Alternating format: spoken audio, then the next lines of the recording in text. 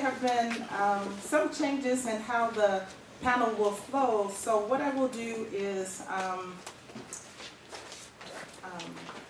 just kind of talk some about the changes and then also ask the speakers to, if they wouldn't mind, just kind of introducing themselves with their names, their affiliation, and also for those who are coming back when you were here, and then we can get started. So for the first part of this, the historic overview of Project 500, we're having Jessica Ballard, and I think Jessica's the only one. It was still, okay.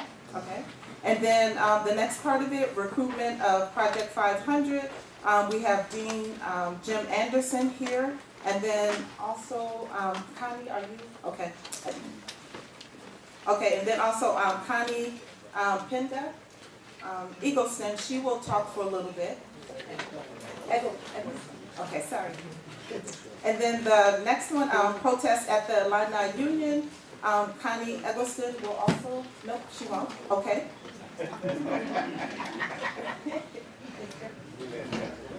Okay, so Jeffrey will talk along with Patricia Lewis.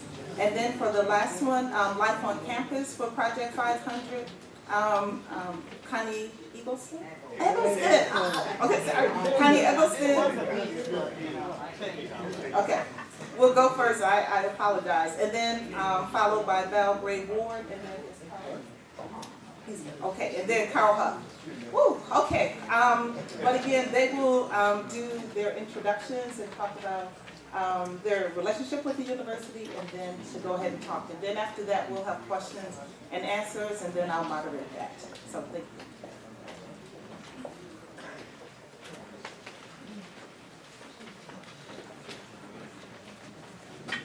Good afternoon, everyone. I'm Jessica Ballard. I'm a visiting assistant professor here for the University Libraries, as well as a full-time archivist for the University of Illinois Archives. And just to clarify a little bit, what you can't hear me? Is this better? Yeah. Okay, great. So I serve on the library faculty for the University of Illinois Libraries, as well as a full-time archivist for the University Archives. And just to clarify a little bit, I'm actually speaking a little bit more about how the Archives has preserved Project 500 history, and also how you guys can continue to help us to preserve that history and make it more knowledgeable to people on the campus, as well as in a more global approach. So to give you a little background about the University Archives, we started here officially in 1963. Maynard Bridgeford was our first university archivist, and in the archives world, he is kind of considered to be one of the godfathers of the archives. What's also very special about him is he had an interest in wanting to document some of African American history. It had been documented by the unofficial dean of black students, Albert R. Lee, who worked for the university from 1895 to 1947. So his papers were brought over to us in the 1960s. And there was an alum, Eddie Russell, who was very interested in a project known as Project Recall, which started to take off around 1967. And it was wanting to look at the records that had been preserved of early African American students and try to document that better in the more present time. Around the late 1960s, there was a little bit of pushback about wanting to document all of that. We did receive, we do have in our archives some of that information, and there has been talk about, do we need to revisit and go further into that? What's very interesting is I'm not sure that Maynard was aware that the Special Education Opportunities Program, more commonly known as Project 500, would take off a year later. So for us, the University Archives is in 3 different sections. We have the University Archives in the main library, which has a lot of administrative records. We have the Sousa Archives, which houses our music collections, and the Student Life and Culture Archives, which documents student life. What's very special about that is we have the largest collection of student life materials. We have a pretty large collection of student activism materials, Project 500 being a part of that. You will find that archivists have the title Student Life and Culture Archivist, Archivist of Student Life. You will not find another center that is specifically for student life and culture. And we're very proud to say that we have been that for almost 30 years. And there are other institutions that want to model that. And so they very much look to us for that. So you've probably seen me around here the last few days carrying these oversized cases and elevating them and putting different documents in them. And that is because I had the privilege of serving on the planning committee, and it was very exciting when we were asked to exhibit. Then it sunk in that we were doing 3 different exhibits. But what's been great about that is there's been an opportunity to look at different elements of Project 500. So day 1 focused more on the start of SEOP. Day 2 looked at the Black Cultural Center, and it was very nice to be able to find articles and images of the different directors. And we also had an opportunity to focus on the arts as well, which was very great since we had that lovely concert at Granite. And then tonight is going to be a bit of an ambitious exhibit focusing on some of the early African Americans and also looking at some of the student activism that has taken place in the present. And I received a little bit of pushback about looking at the early African Americans because this is about Project 500 and we need to focus on that group. But my argument with that is African Americans have been on this campus since the late 1880s. And it is a reminder that African Americans have always had a place on this campus.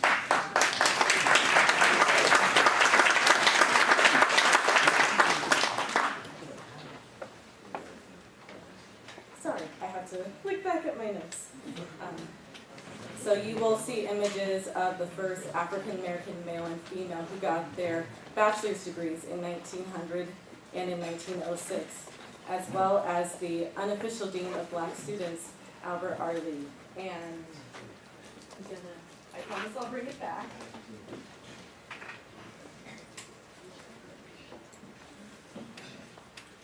And I just wanted to take a minute to let you know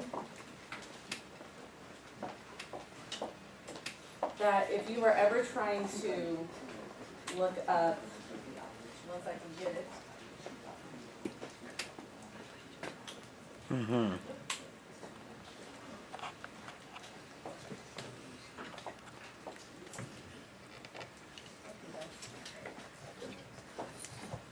So these are some of the images, and for some reason technology is not being my friend right now, but we have many of the Black student publications that existed around the time that the Black Student Association worked on the Euripidens as well as the Yambos, and they're available for anyone to access online. If anyone has any additional copies that you don't see that we have, we're always happy to take them. We're happy to scan them and return them to you if you don't want to give us the originals. We're very understanding of that as well. So I'd like to say that the University Archives is very proud to preserve this history.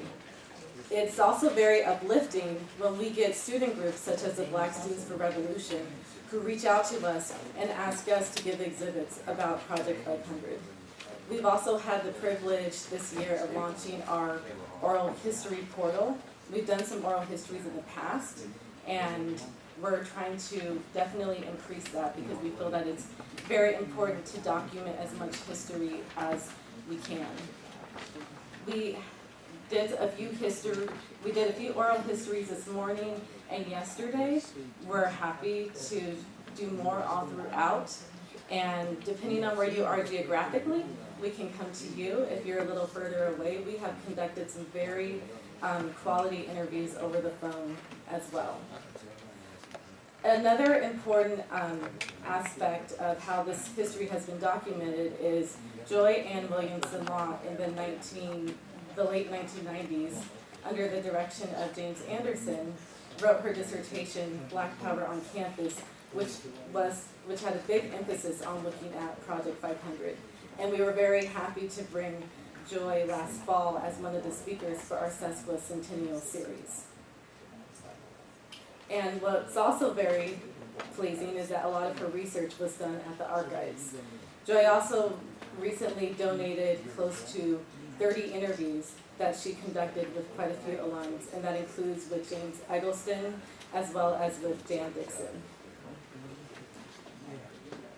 So what I would like to conclude with is actually what Joy said at the end of her book, and it was what she was inspired by from the interviews that she had with many alums. And that is, the legacy of Project 500 is about the possibilities for change, the possibilities for compromise, and the possibilities for growth.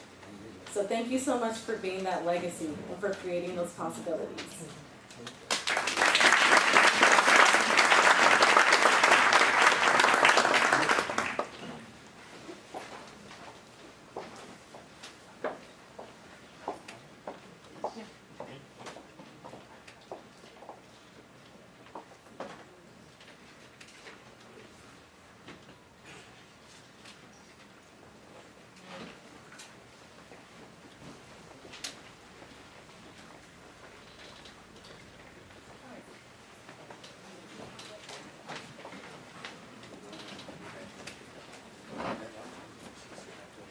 Well, good afternoon.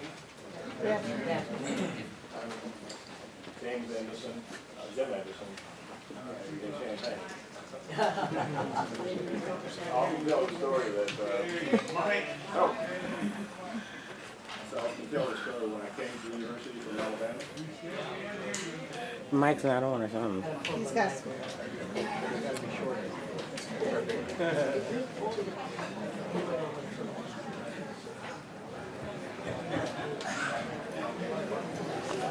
Is it better? Yeah. Is that better? Yeah. Okay. Anyway, if I would repeat, I said I'm James Anderson, Dean of the College of Education, and then I said Jim Anderson of Champaign. That's right. It reminded me, growing up in Alabama, no one ever called me Jim. I've never been called Jim in my life.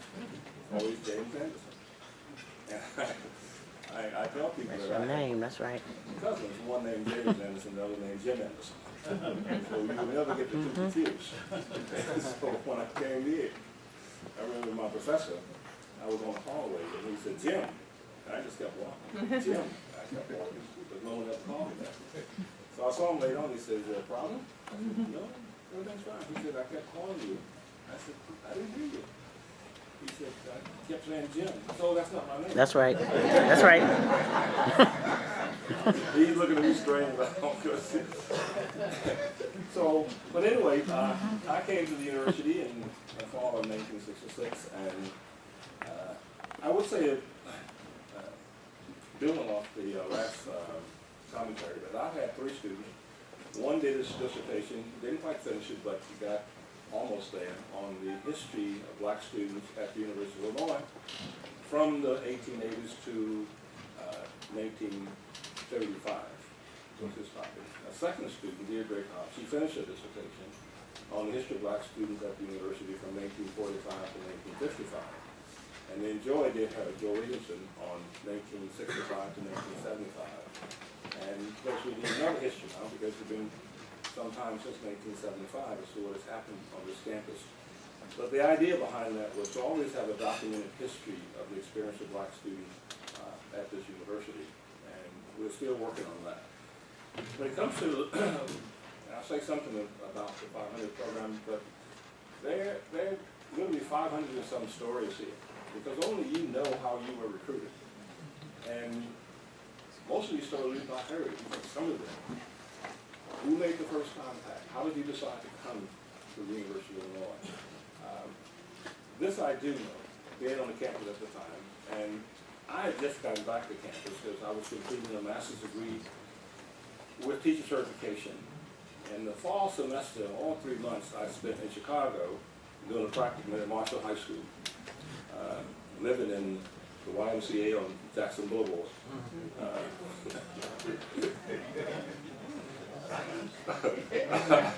I remember telling people there's a lot of young men here, but I don't know about that C word, Christians. So I came back to campus for the spring semester, and at that time, none of us would even have dreamed about Project 500. We did in the spring semester of 1968. I do know from all of the records that Terry Townsend sends me, he spent a lot of time in the archives. And he keeps sending me documents, did you know this, did you know this? And I did not. And one of the things I've learned from him is that the president of the university, Dave Doss Henry, and other leaders had contemplated increasing African-American enrollment before Project 500. They referred to John Kennedy, the Civil Rights Act of 64 and 65, and said it was time for the university to change. I have documents where David Doss Henry sent to each of the department heads and asked the question, why don't you have any black faculty? Of course, at the time, that was just Quick and Eubanks were two African-American faculty on campus, started in 1964. So the university at least contemplated, but we didn't know that as students at the time. We didn't know any of that. And it just seems to us that the university in the fall of '68 was going to be much like the university in the fall of 1967, where there were hardly any black students on campus. As a graduate student, there were not enough graduate students on campus to hang out with. I lived in a house of all undergraduates. You know, went to parties with undergraduates. You know, there was just weren't that many graduate students here. That would change too around 1968. But I do recall this about my own experience here, and this was actually April 4, 1968. There were some of my friends who had never been to a historically black college. And so they asked me, what is it like? And I said, you know, Tennessee State is not that far away. Why don't we go there for spring break? Because spring break used to come in April then. You know, now they moved it back up in March, but it was April. So Tony had a Volkswagen, and I didn't know how I was going to fold up in that Volkswagen all the way to Mexico with the rest of us, all four of us. And we were ready, we were set to go, and I forgot my shaving kit. I said, just a minute, let me go inside. I went back inside, I looked at the TV, and there was Martin Luther King's picture. And it just didn't look right. The sound was turned down, so I couldn't hear what was being said. So then I turned it out, and he was saying the king was in shock. So I went back outside. I said, they just reported that King was shot. And for us at the time, we didn't even think that he's been killed, just that he's been shot. So we said, okay, we'll go on. By the time we got to Nashville, there was city ordinance. The city had closed down. The city was burning. We were arrested. Yeah. 140 cities burning. And so they saw the Illinois tag, and right away they thought we was from Chicago coming to Nashville as agitators, so create trouble. So they decided the best thing to do was just put us in jail for the night. We came back to campus, and this campus was also in an uproar. There was a lot of meeting. The community was putting a lot of pressure on the university. Leaders of the community calling the chancellor, sit-ins. Then they decided, yes, this is the time we'll make that move. Now, as you know, for this university, everybody who was going to come here as a freshman in fall of 1968 had already been admitted by April 4 of 1968. So now they're starting an entirely new recruitment program. And I remember the discussions, and I think, you know, what's that game show where you can call someone if you're wrong? Huh? Lifeline. Terry Townsend got Lifeline over here in case I need to call it. But anyway, from memory, I recall them having discussions that they wanted to get, for the fall of 1968, 250 black students for the fall class. They had this research, a lot of deficit theory research about how much African Americans value higher education, not to the extent that white high school graduates and their parents value higher education. So they estimated that they would have to admit about 500 or more to get 250. And they did. And they got a whole lot more than 250. And they really didn't know what to do with that. They didn't have the financial plan, they didn't have the housing, they weren't ready for the number that came. It was an amazing response to higher education. Now, I've learned since then, because I was expert witness in the Michigan affirmative action case, and my assignment for the court was to do a history of Black, Latino, Native American students at the University of Michigan from its founding into the time of the case at 2003. Michigan admission of Black students happened in 1970 with the Black Action Movement. And I looked around the Big Ten and around the country. Illinois was the first major university to do this. And so the eyes of the whole nation was on Illinois. How is this going to work? And it didn't take long for you to tell them how it was going to work. And so there was a lot of concern, letters coming from everywhere about Project 500. And I think the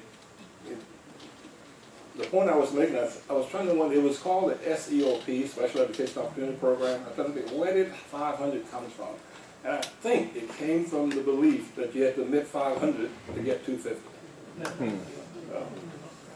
And they learned that if you know, they got 565 or so.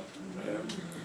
But what would be good for our archives, and what would be good in terms of completing the Project 500 story, is somehow to find out from each and every one of the students, how were they recruited?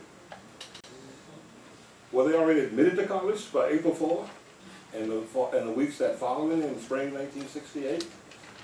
Had they planned to go to college? Did they choose to come to Illinois as opposed to some other place they were planning to go? What did they expect? What did they expect when they got here? You know, my own recruitment, people all say, well, how did you end up here? Because I didn't know anybody in Illinois, didn't have any relatives, and I say this quietly to the university leaders. I said, I had never heard of the University of Illinois in my life. I knew all of the historical Black colleges, because that's the world I grew up in. And then there were all of the all-white colleges, Alabama, Mississippi, Mississippi State, all of those colleges in my region. And so when I was admitted, I remember calling my father, who was in Native World War II. I said, what I plan to do next year is to go to the University of Illinois. And I thought he was going to say, where's the University of Illinois? He said, oh yeah, that's Buddy Young's university. I'm like, I don't think so. I don't think it's Buddy Young. I never heard of Buddy Young. Well, apparently Buddy Young was a running back for the University of Illinois that the Black soldiers followed in the World War II era. So he knew something about, well, he didn't know anything about the university except he knew that Buddy Young was a running back for the University of Illinois. So he was very encouraged. Oh yeah, you should go there. That's Buddy Young's university. Well, when I got here, I found out, no, this is not Buddy Young.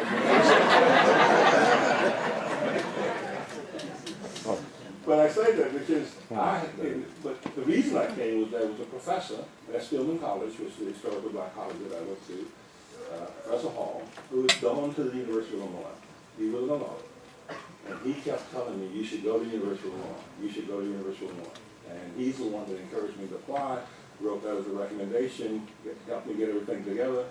That's how I found out about it. And so I still didn't know where it was. I went to New York, stayed with my father for a while, took the Greyhound bus from New York City. When I got to Chicago, I got off. It was the only city I knew in the state of Illinois was Chicago, so I just knew that the University of Illinois was in Chicago. And I thought, wow. And the bus driver said, no. The University of Illinois is in Champaign. You got to get another bus and go there. And as I got closer and closer, I was like, wow. I thought I'd seen the cornfield in Alabama. At least I'm used to it, right? It feels like home here. But getting on this campus at that time, if you would take all of the students of color, Asian American, Latino, Native American, African American, all together, we were less than 2% of the Illinois population. So you can only imagine what it felt like when fall in 1968, and I'm constantly reminded the campus of this, when African American students were 10% of the freshman class in 1968. The only time in this university's history in which that had happened. It has not happened before then. It has not happened since then. The university is pretty excited about a record number of underrepresented students for the 2018 class. But when you disaggregate those students and see 475 black students in 2018 and recognize that there was 560 something in 1968, it's a 50-year barometer, isn't it? It just tells you where we are 50 years out. We got to work on that. Connie, Eggleston last night said we need to do recruiters again. And I will say in the College of Education, which I'm dean of, we just hired a recruiter. We need to go out again to high schools, to counselors, to other places, and let students know there's a place for them here, that they're welcome here, the opportunities here, the faculty they can study with. We shouldn't assume, at least we shouldn't sit back and wait for people to show up. We need to go out and actively recruit people again. We can do better than the numbers that we have. So let me sort of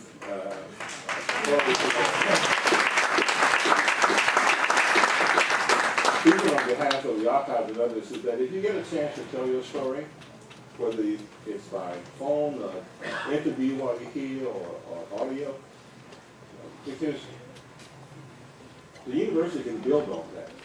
If they know how you were recruited and what convinced you to come here, it might help them to know how other students can be recruited today and what might persuade them to come here. And so thank you for giving me the chance to be a part of this. It was, I can't help but say this, it was great. It was like a great awakening. Because we used to play this game. Your class stopped the exaggeration. There was a lot of line on this campus about how long could you stand on the quad before you saw another black student. And some people was like, I was out there for all morning. I was there for a week. I know you didn't stand on the quad for a week, so just stop there. So once you came, it's like you couldn't stand on the quad an hour, or 10, 15 minutes before you saw another black student. So it was a great awakening for this university. It was the first of its kind in the country, and higher education has never been the same since you arrived.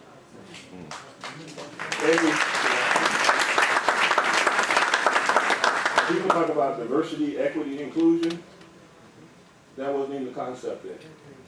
When they talk about culture centers and African American studies programs, and women's studies programs, and Asian American studies programs, and Latino, when they talk about all of that, your class started it. Not just for this institution, but for the whole nation. Thank you.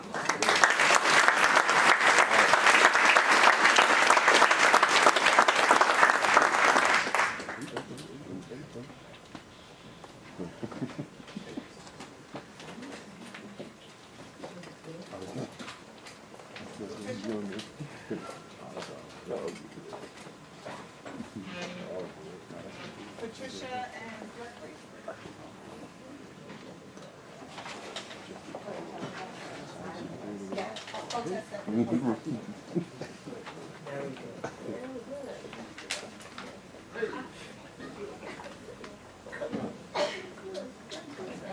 Hi, I'm Patricia McKinney Lewis. I grew up in Danville.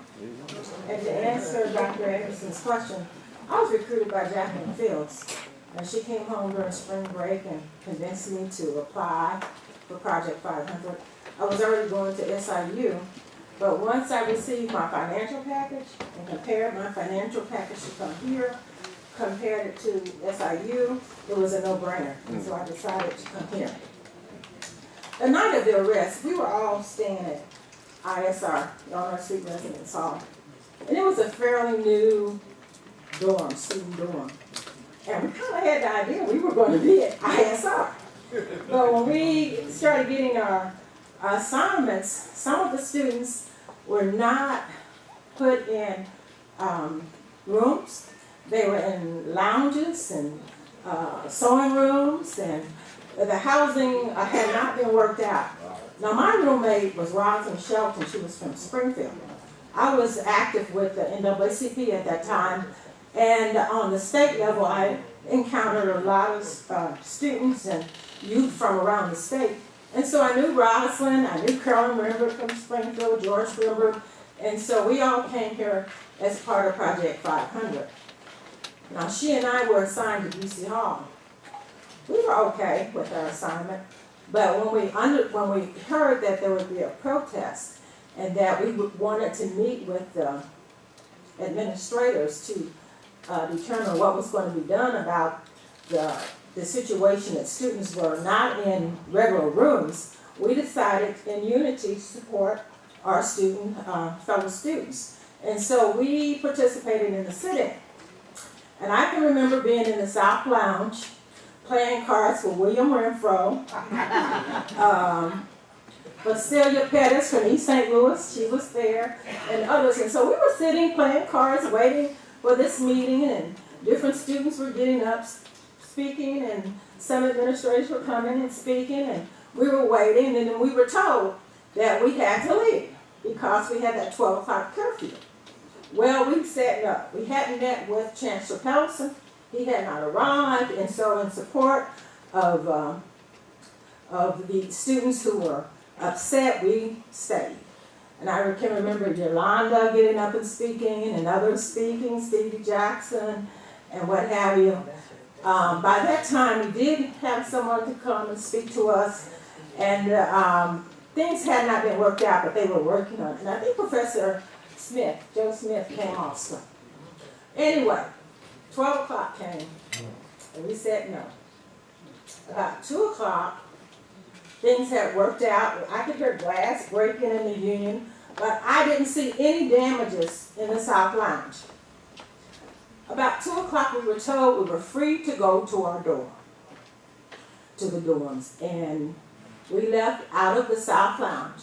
Instead of being allowed to go to my left to BC Hall, I was marched right into a paddy wagon. So I spent the night in jail, along with about 110 other females. We slept on the floor, cold floor.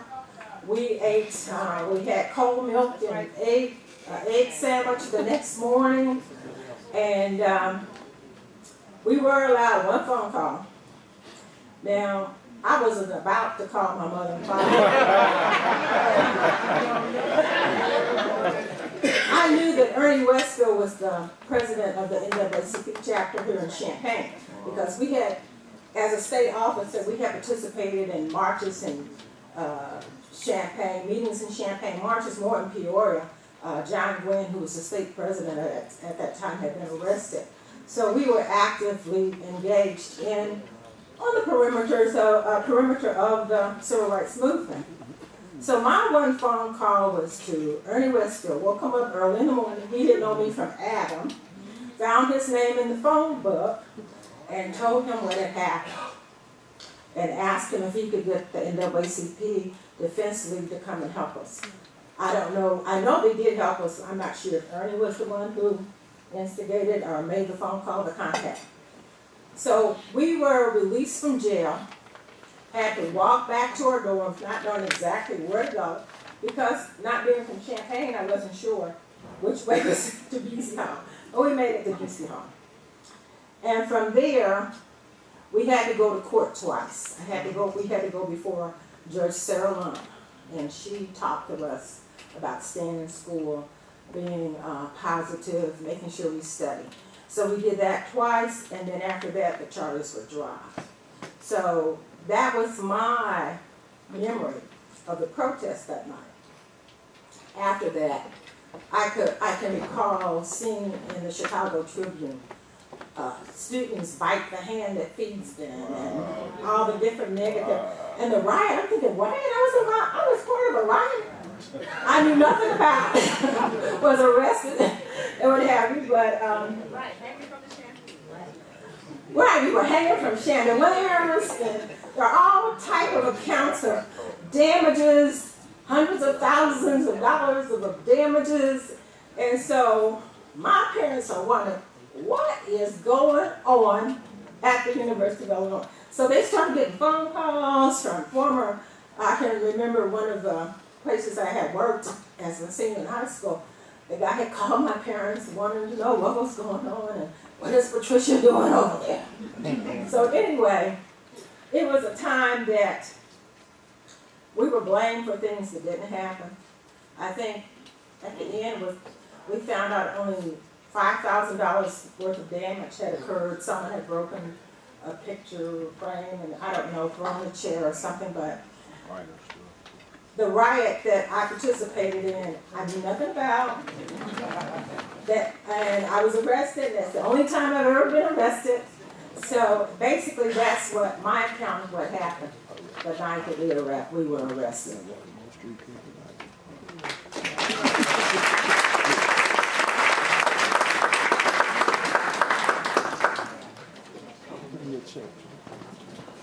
To my U of I family, people who, when I'm at home in Chicago, I'm always talking about. I have a number of people who I affiliate, and I'm always talking about Project 500. I'm Jeffrey Roberts. Last night, one of the young men who's an alpha stopped me, said, yeah, you wrote for the DI, and you wrote that column against us in 1970. That's right. And I said, brother, I ain't against the alphas, trust me. I've worked with a lot of alphas now. He said, you were only saved by Vern Pollard, who I got to know real well because we worked together in Chicago. He said, Vern was saying, he was only telling the truth, so why y'all mad at him?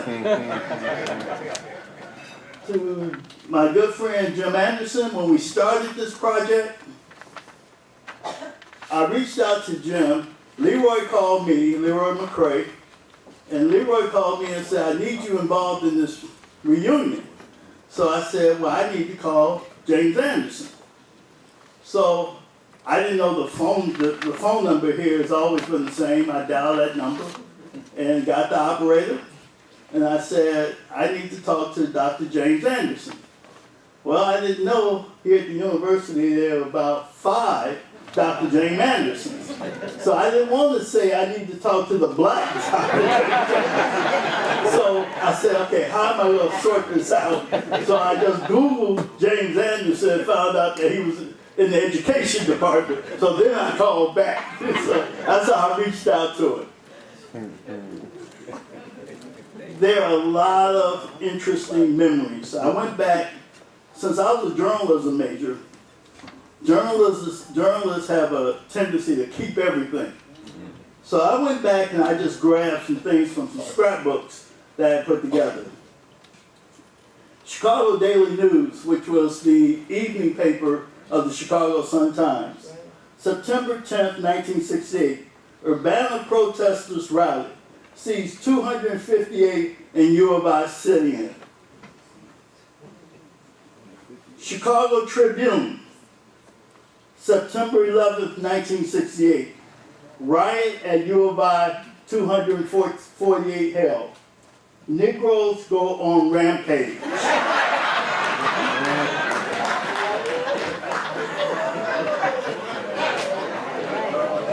Daily Illini, and this is what really, when I was thinking about, Connie has called me 100 times about what is your presentation going to be, and I kept saying, I don't know.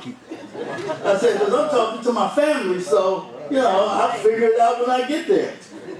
Well, I went back and I grabbed a couple of pictures. And the one thing I remembered that just left a mark and made me very emotional as I was looking at these clippings was the picture of the policeman with the clubs.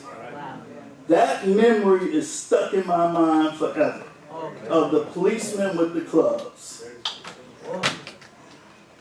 I was known as Mr. BSA because I was very active in the Black Student Association. I had been a student organizer in Chicago. So when I came here as a freshman, I was 17 years old.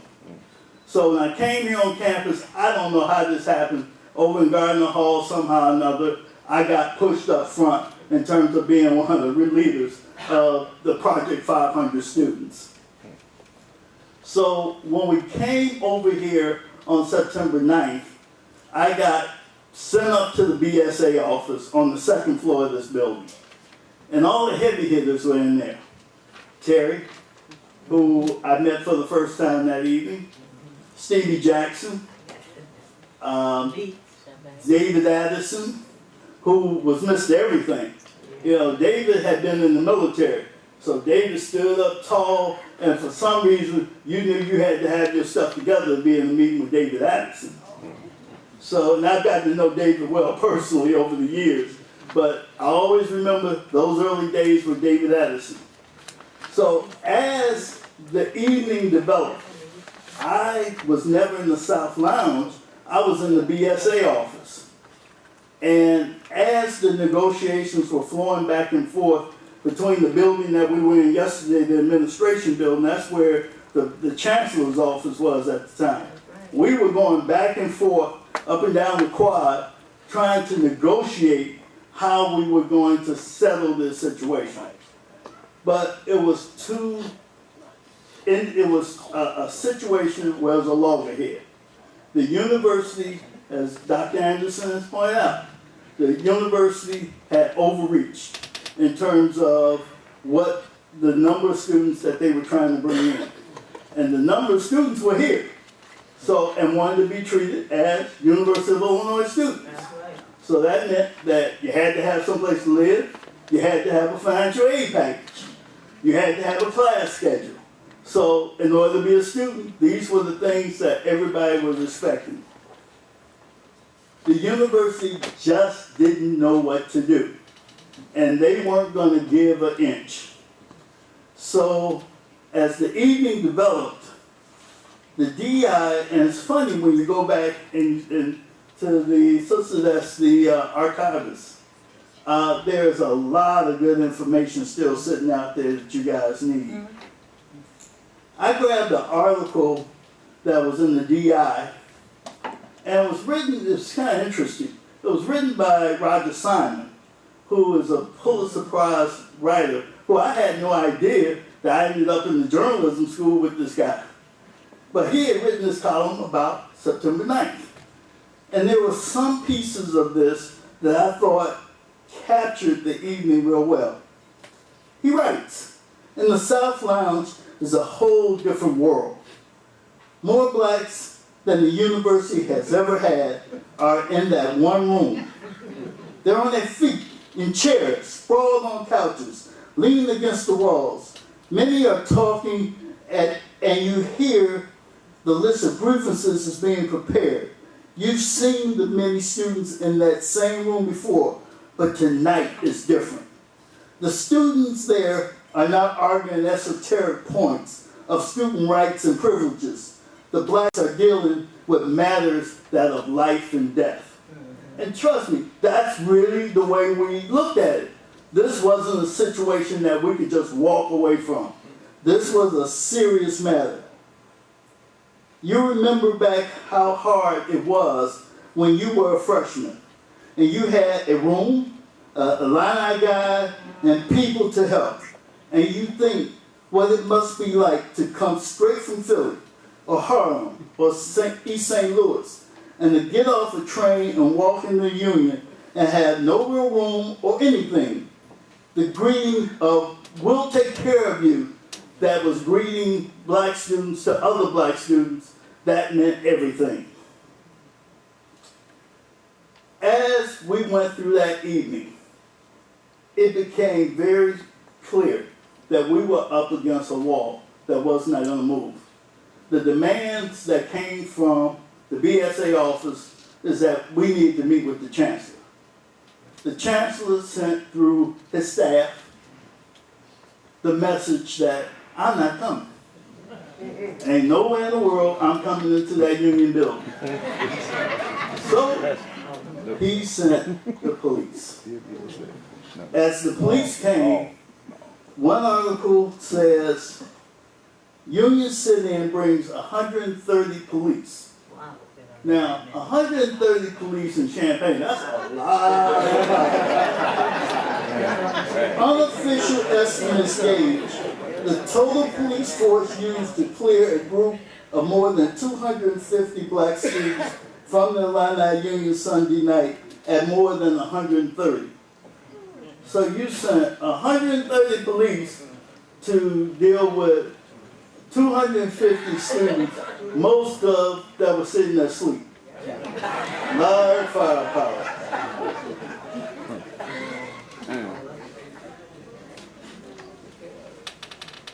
BSA issued a statement that night, and it says, BSA would like to make it unmistakably clear that it places the burden of the blame for what happened Monday night squarely on the shoulders of the administration. It is an irrefutable fact that the black students meeting in the South Lounge of the Union came about in response to legitimate grievances. Despite constant and insistent requests that Chancellor Pettleson meet with them to discuss these grievances, he stubbornly refused to do so.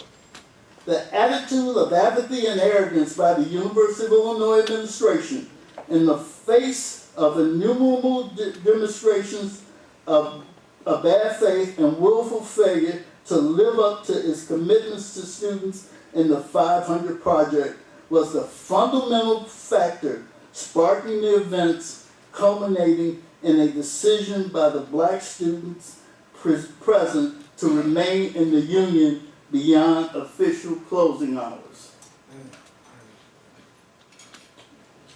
I remember one thing as I went through different years here. I had 24-hour access to the Union as an official in the BSA office. And I always wondered, why didn't we just sign everybody into the Union? It's just something I always wondered. But that wasn't the way it was designed to be. History dictates sometimes that sometimes a situation has to go down in order to make progress. That's right. We made a lot of progress that night, and it's been a very emotional weekend. Even being on the committee, preparing for these remarks, it's been a very emotional journey, thinking about what we did 50 years ago and how determined, not only were we determined to get admitted, but to be outstanding students. Always reflect, there was a dean called Dean Delano Cox. Cox called me into his office. I was in journalism school. Cox called me into his office one day, and he says, I wanted to congratulate you. And I said, well, what are you talking about? He says, well, since you're one of the Hellraisers around here, I figured you had bad grades. I didn't realize you were a James Scholar. So many of us proved to be extremely successful in our careers. I've kept up with a lot of people. A lot of people in this room are my customers in my business. So I want to congratulate all of us, and I think we all deserve a round of applause for all the hard work that we've done. Thank you much.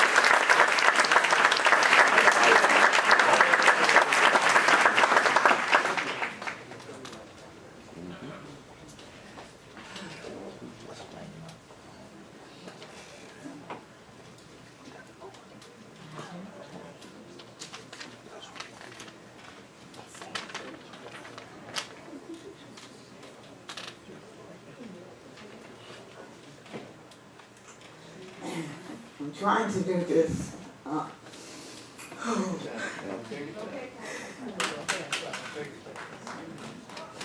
Right now, I told me not to cry. Oh, that's all right. It's all right, girl.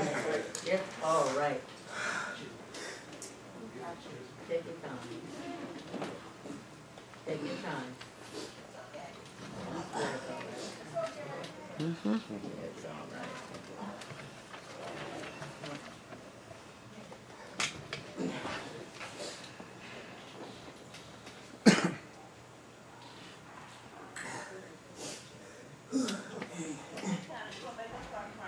That's right. I wasn't crying last night, was I? That's right.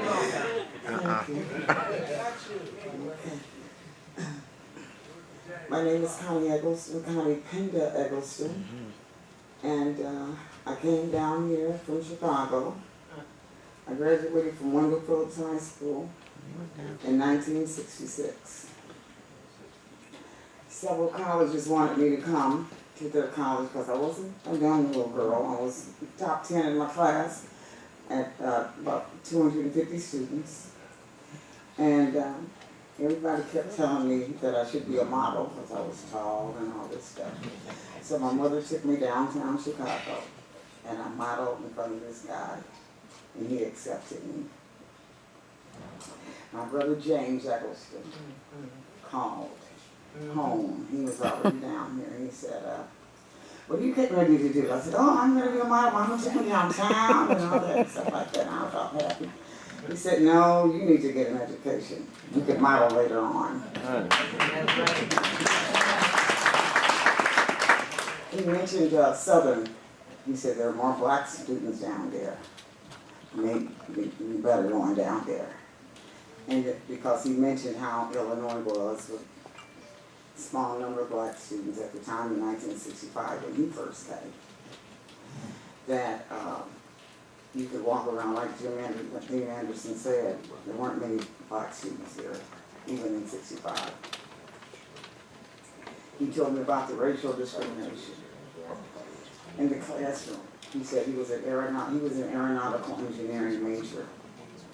And my father came down one time and they told him, his instructors, he was meeting with his instructors, and they told, you're not graduating out of aeronautical engineering. I'm sorry, you're not getting out of this and this.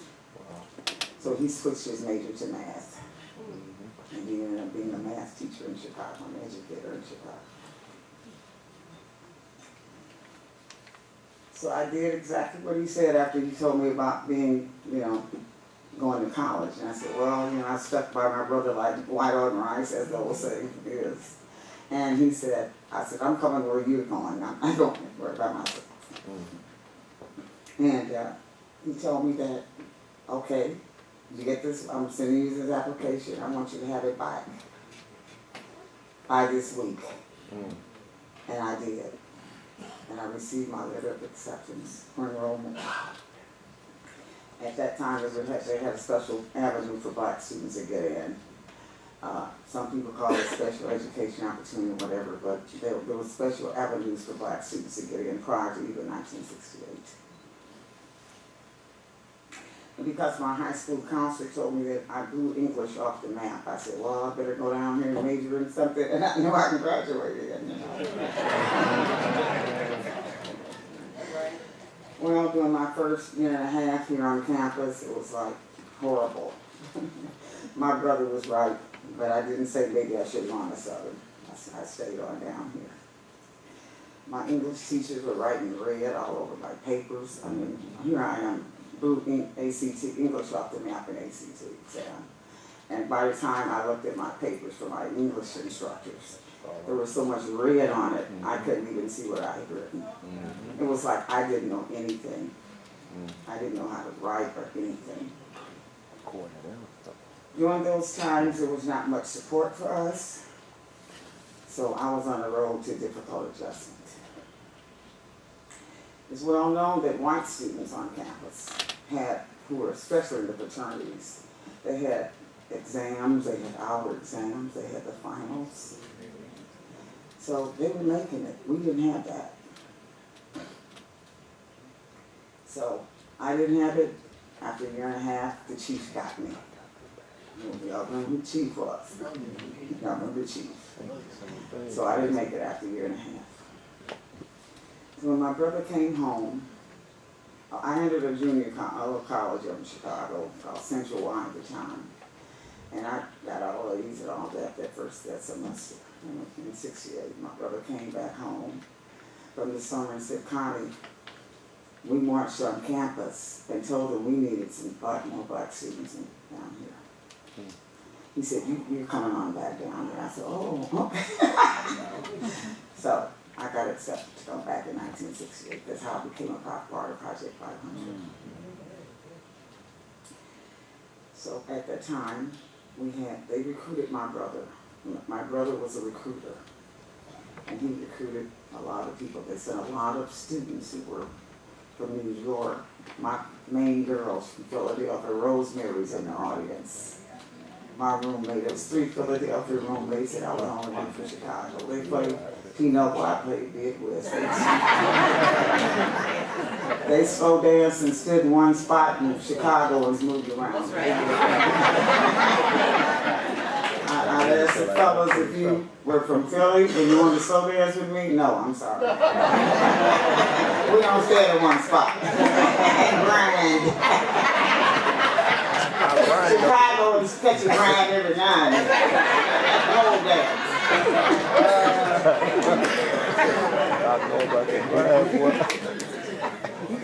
So, since I've been a student already now, I mean, I knew the ropes. I had my dorm in ISR, I had my family. The previous years, a year and a half I was here, all my roommates were white. You know, because they didn't have any boxes for roommates. But I had a black roommate, a girl from Chicago, whose sister graduated with me in '66, and her name was Jennifer Clifton, and Pamela Clifton was my roommate. I said, you want to be my roommate? So I got Pamela Clifton to be my roommate at ISR. So I had my stuff. However, other students were less fortunate, like Jeff said, and Patricia. You know, I lived in ISR. They were in iron board rooms. They were in, that's what we call them, where you go iron clothes, you know, iron board rooms. They were in the lounge. I mean, it's horrible. And I remember seeing a lot of them where the bus station was just standing out there. They went back home. They didn't have anything. They left. They didn't have any financial aid, no housing, nothing. And as I remember being in BSAC, because my brother was active, and I think I ended up being more militant than him. But we had about 10 demands at first. And we went to the Union Building, and this is what I remember, Jeff, that we were sitting in there waiting for the chancellor, because they sent this other guy, like Jeff said. But we said, no, we want the official man. We want the chancellor. You can't do anything for us. We want the head man. So he said, we weren't stupid. So we asked him, hey, okay, we're going to go get him. We're going to go get him. Okay. So we made him speak into the microphone, into the recorder. We had a little square recorder. We had permission to be in the building while we're waiting for the chancellor. Instead of the next thing we heard, they had dogs outside. They had the police outside. So who was going to go outside? I know I wasn't. So next thing I know, they converged on us in the room. I mean, I'm from Chicago. I've seen police belly clubs, but I've never seen one that looked the size of a bat. I mean, these belly clubs were big. So the brothers were, you know, yeah, with all the sisters, y'all going on up, say, we're going to take care of this, and we're going to protect our sisters, and yeah. We said, hey, look, we ain't protecting them. Forget that. We better go home and do what they tell us to do. Back up. We don't want anybody hurt. You know, try to be macho. No, we ain't trying to be macho right now. So they sent the dogs. So that was their arrest. They put me in a cell. They took me up in the truck. I lived in ISR. They said they were taking us to our dorms. I lived in ISR. I could walk. I told them, I said, I can walk my dorm. So we got outside, and right in front of this big old truck, and I'm going to escort. I'm going to tell you what happened. Right before the man was getting ready to put me up in the truck, I said, turned to him, I said, do you have a daughter? He said, yeah, you know, I'm old. Do you have a daughter? He said, yes. I said, would you put her up in the truck like this? And he did this. He escorted me by my elbow and on up into the truck. So the girls that were with me from Philly, Gloria and all of us, first people in the truck started singing, we shall overcome. I said, no, we're not singing no more, we shall overcome. Black power, you know, black power, black power, black power, black come stuff, you better go to jail.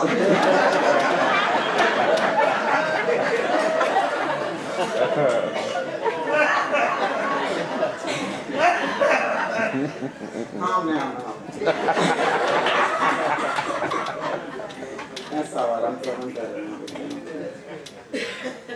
But upon release from jail, I remember, well, we were in the cell, they were giving us scrambled eggs and milk. We said, we're not eating that, they trying to poison us. So, they gave us a call. I said, I'm not calling my parents. I just stayed on in there. I get a free call, but I'm not calling. I knew they was my brother too. They put them in the stadium. My brother remembered that they were crawling at night trying to escape. Some of them escaped, crawling on the grass, like the Underground Railroad, escaping. But my brother told me, he said, I knew, sis, they had arrested you, and I wasn't going to escape. Yeah, that's what he said. But I walked back to my dorm from Champaign. I was driving up here going to my hotel, and I saw the Champaign County Jail. I said, oh my God. I guess that's the same jail. But anyway, I walked back to my dorm from Champaign County Jail. I walked back to ISR. I was so tired, I jumped in that bed. I heard a knock on the door. Come on in. It was my roommate from my second semester here in '66. Her name was Donna Brown, and I grew up together. And she walked through that door, and I said, I hate black people. I was just so mad. I was just upset and hurt, just gotten out of jail. But, so she was upset about it. She had an uncle who was a congressman and stuff, but she said, I'm going to tell my uncle about what they did to y'all. She was really a nice lady. And because I recall her being my roommate, her parents were, she was Jewish, and her parents were coming down to visit her. And she said, Connie, if they knew that, you were black, they'd disown me, they wouldn't give me more money. So she said, could you, not be in the room for the weekend? I said, okay, Donna. I don't remember where I went. I don't know where I was that weekend, but I didn't go in the room that weekend. I stayed out of my own room for Donna. And her parents, there's a white girl lived next to us at Allen Hall, and we moved her stuff into the room like she was the roommate. We fooled the parents. But Donna told me after the parents left, she said, Connie, she said, it's really something that we went out to eat at a restaurant and we got discriminated against. And here I did, leave out of their room for them to not to be feeling bad about her having a black roommate. They got discriminated against. I just thought that was so ironic. But we had mutual respect for each other. I didn't mind doing it. Like I said, I don't remember what I did. But that weekend where I went, I don't remember now. But after the arrest, black student involvement was even more important. There was a lot of tension on campus. I remember leaving my room at ISR one day going to class, and we had white maids, we had white maids coming up our rooms, and they were at the end of the hall. They didn't see me, and they went, oh, yes, a whole bunch of them down here, a whole bunch of them. And one of them saw me, but the others didn't see me, so but you know what I did after that? Every time they came into my room, I said, excuse me, you didn't get that mirror to this? You need to make the bed up better. So I always find something for the maids. I was a trip, but most administrators and faculty and university employees were still not ready, like I said. We had formed a BSA, and we met on the second floor. I had the big throw, I used to crank out flyers for people to come to meetings. I walked up on campus and say, oh, here comes little Angela Davis passing out something. For us to come to a meeting. I'd get to the meetings and like 4 people in there. It was kind of disgusting. I used to be we were up late trying to crank out these flyers to get people, the students, you know, come on, you know, don't you know the treatment's bad down there? Come on, man, what's wrong? Come on to the meetings. But, you know, everybody doesn't come to the meetings and stuff, so that's all right. We face other obstacles trying for normalcy as students. We're trying to still attend classes and with all this stuff hanging over our heads. I just remember going to court one time, you know. And back in the day, I don't remember what it was about, but I was just standing there, you know, I guess it was an arraignment or something, you know. And then they'd send us telegrams, and, you know, when you get a telegram from somebody, it's from black people that sent out back in the day, it was for death and something wrong with you. So you're getting a telegram, oh, what is this about? You know, so you have to go to class and all this stuff, so. We also couldn't even hardly walk on campus together after the arrest. If there's 2 or 3 more people walking together and they'll huddle up or talking, something, they called it mob action, and we could get arrested. So in my presentation that I'm passing out, is a real small print. It shows the law, Illinois law on mob action. And so when we, because I Googled it, and it's actually an Illinois law, I thought they were just making it up for us. I guess they made a law up for us. But it's in attachment 1. And when I lived in Ironstar, I led our Rosemary and Gloria and Brenda Alderman and I, we said, hey, we don't want to, if we get arrested again, we're going to have an escape route. So we always start sitting by the window and the door, the exit door in the cafeteria. And, but the students would move. So, you know me, I was slapping milk over there in the tree to get them to get up. I was kind of evil. But, they eventually we were able to get out of it. They sent me to Subcommittee B, and David Addison represented me at not Subcommittee A is the worst one. Subcommittee B wasn't too bad. I wasn't that bad, but David Addison got me out of that. And they enabled us at ISR to move out into the dorms. I mean, out of the dorms into an apartment, so that's what we did. Isn't that right, Rosemary? We continued to forge ahead despite adversity. We made many gains in reaching our goals of our demands. I took a Yoruba class, learned how to speak Yoruba. I had a Yoruba wedding, named my children Yoruba names. I used dance. I worked at the cultural center, at the first Black Cultural Center. You'll see a picture of me standing. Now I see me though, but I'm holding my fist up in front of the cultural center with my big fro.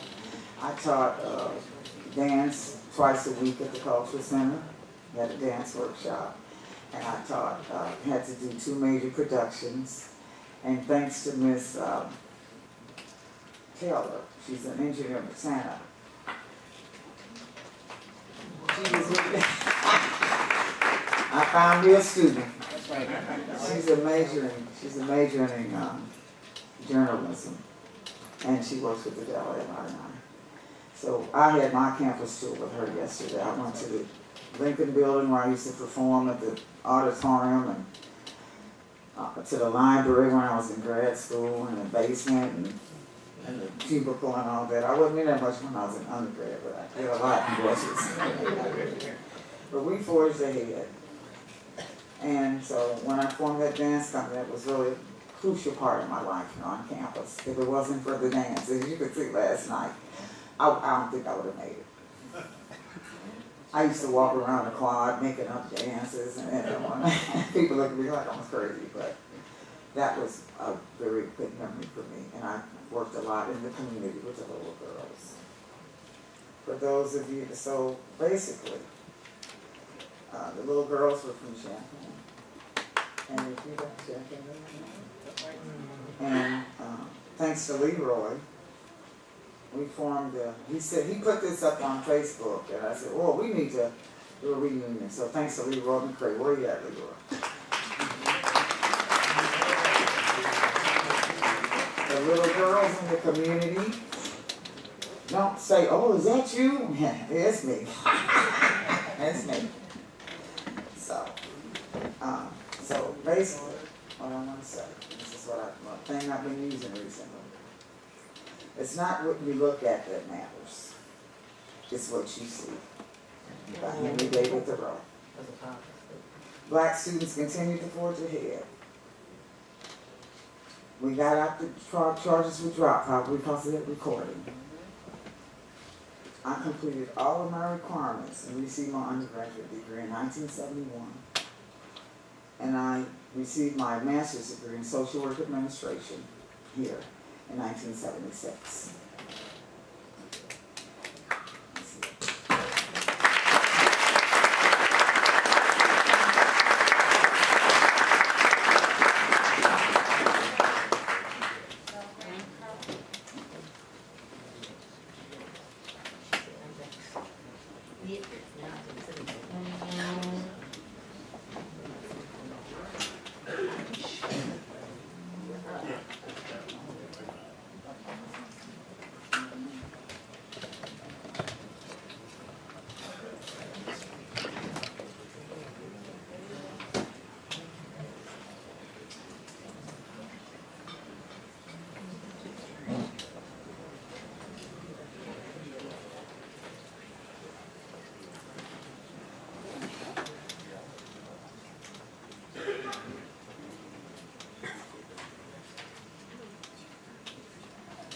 Good afternoon. Good afternoon.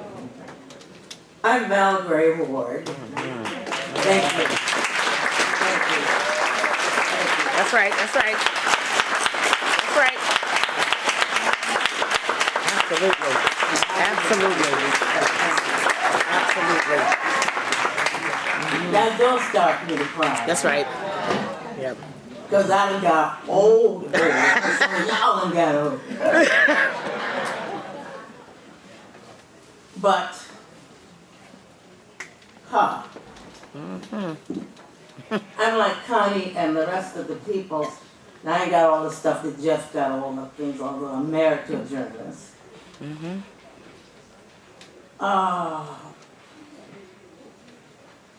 But there's something here and something here that you put on my heart. And so, a lot of, I ain't following the paper. I ain't writing no paper. I know, that's anymore. right. I just wrote some notes.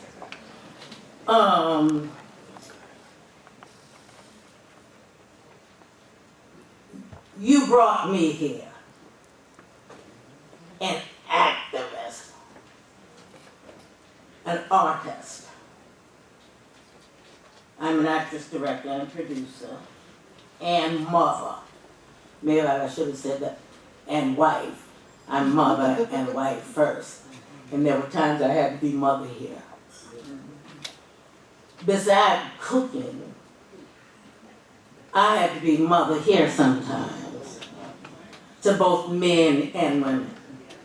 But let me tell you, that was reciprocal. I didn't just give to you, you gave to me. And it helped me to go throughout the world, have a career and over 200 awards and so forth.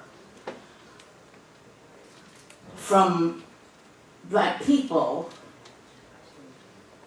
for doing what Connie was talking about.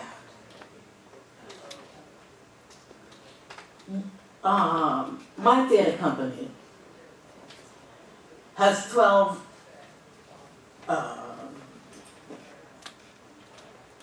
I'm about to cry.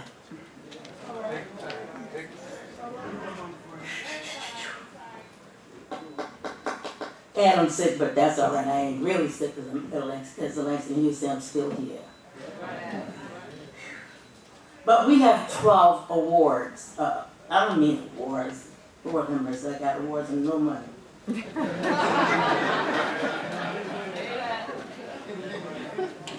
That's why you all stay in school and be a scientist or social worker or something else.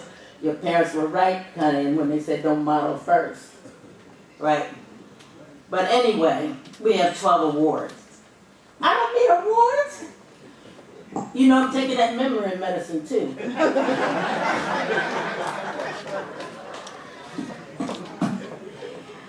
First, it ain't an award, I swear it ain't awards. But first, we have 12 messages of art. And first I want to say thank you to Dean Shelley and all of the people that were here, even Quick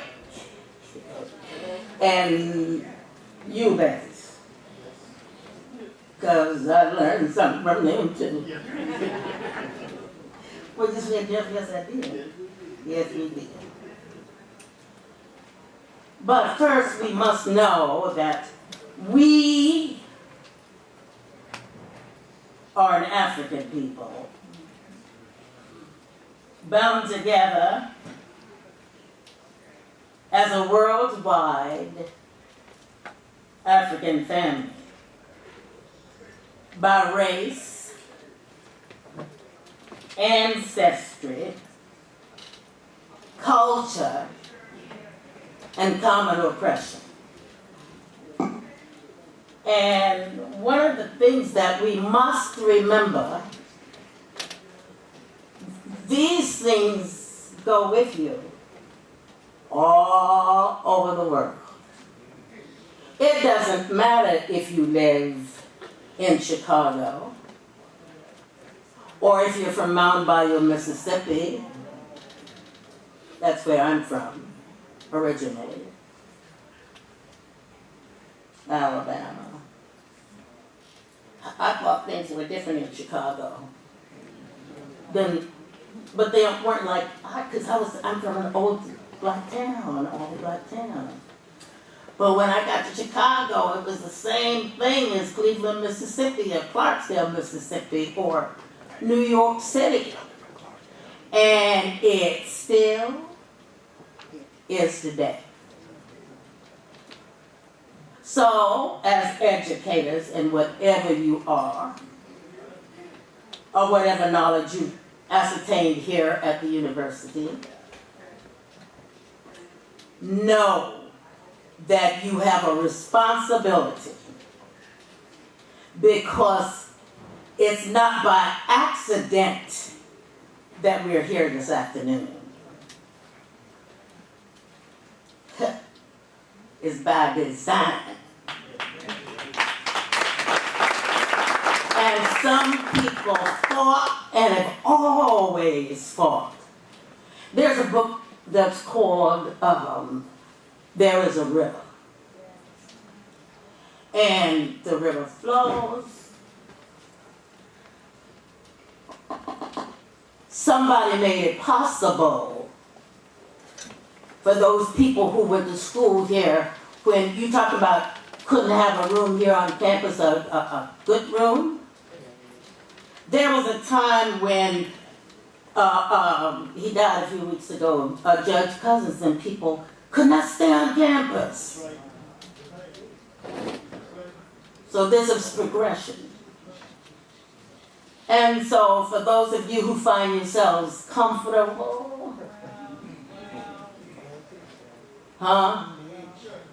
teach. That's what Marietta said. We must not only look out and change things, it is our responsibility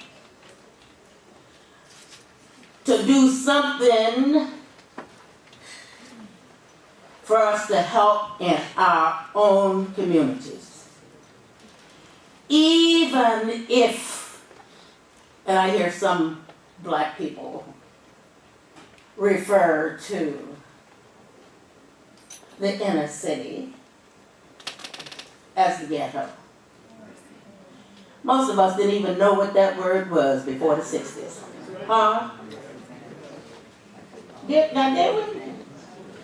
I mean, a few of us that had read knew something about Germany and something about Hitler, but we didn't, but now, oh no, I don't go. to the ghetto. If we don't save our children, that ain't what I came here to talk about. If we don't save our communities from drugs and killing one another,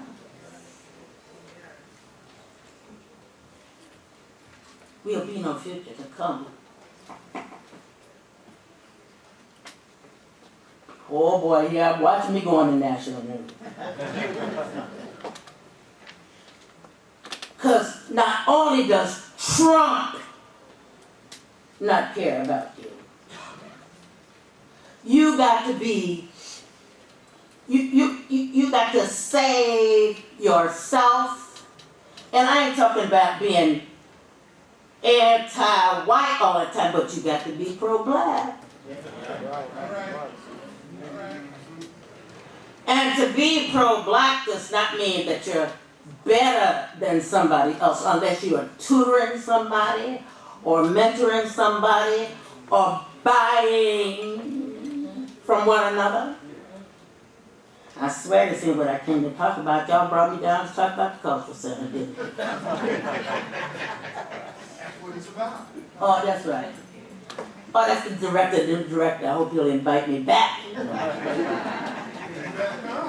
All right now. Let me tell you that the sustaining grace has been some of the 500 people that you're talking about. It's been Connie and James, who not only played the drums at the Cultural Center, but at my theater company in Chicago, while teaching math in school. And so some of those kids from the projects, because we had students from projects as well as from the universities, because when Kuumba was founded, Northwestern and Lake Forest and out on the point where the SIU, not SIU, the other school, University of Illinois, Chicago. They didn't have no black theater. You had to be a black maid or whatever else. And so I got some of the best of the best of the best of talent. And I have had some of that. Terry Colors became a part of my company. He is today. The institution lives in the hearts and mind of people he knows, so he's sick. He knows what he's got to do. His mother and father went to this school. And then he had this Colors Advertising Agency, which was one of the largest agencies and oldest black agencies there was. We must know our history. We must correct the stories. You see, boy, I'm telling you, I'm talking now, I'm preaching, aren't I? I'm telling the truth, I'm trying to. My daddy was a preacher and he used to say, I know, y'all, I know what I'm talking about. We have to do something soon. It must be urgent. Yes. I am so proud that I was invited here today, 3 or 4 days ago, and I talked to some people because I stay in touch, or they stay in touch with me. David Addison, who's in Florida, but Terry, where's Terry? Dave and I were together the last time I was here. And you know, I wasn't even introduced, but I got up and introduced myself. Because when I was director of the Cultural Center, it was only Wall and in the people who had made it necessary to bring an activist down here. Because I'd been to jail up in Chicago. See? I had performed at every major university, I guess, in this country. And when I first came, oh my God, Terry Townsend, Beats, Stevie, what's Stevie's last name? Jackson? Ooh, John Lee Johnson. Y'all, oh boy, they gave me hell. And said, you know, what qualifies you to come here? What qualifies me is I'm the same as you. But I was scared to death of them. Right? So, okay, I know how I'm going to do this thing. The activists on this campus made it possible when people took over the chancellor's office. And you all know you did. They said what they wanted me to do and so forth. But Terry and these people, and Terry was a little boy. And, what brings you here? I said, well, we're going to have one meeting in the community. That's right. And then we'll have a meeting on campus. Because the people on campus, 500, are sometimes fighting the people, or the people from the community, fighting the other black people on campus.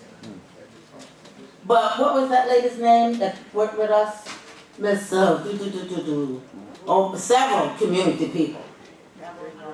Yeah, I ain't talking about Harmon, because I got a black secretary. He said, no, we got somebody. No. They were older, much older, even older than me. But they helped,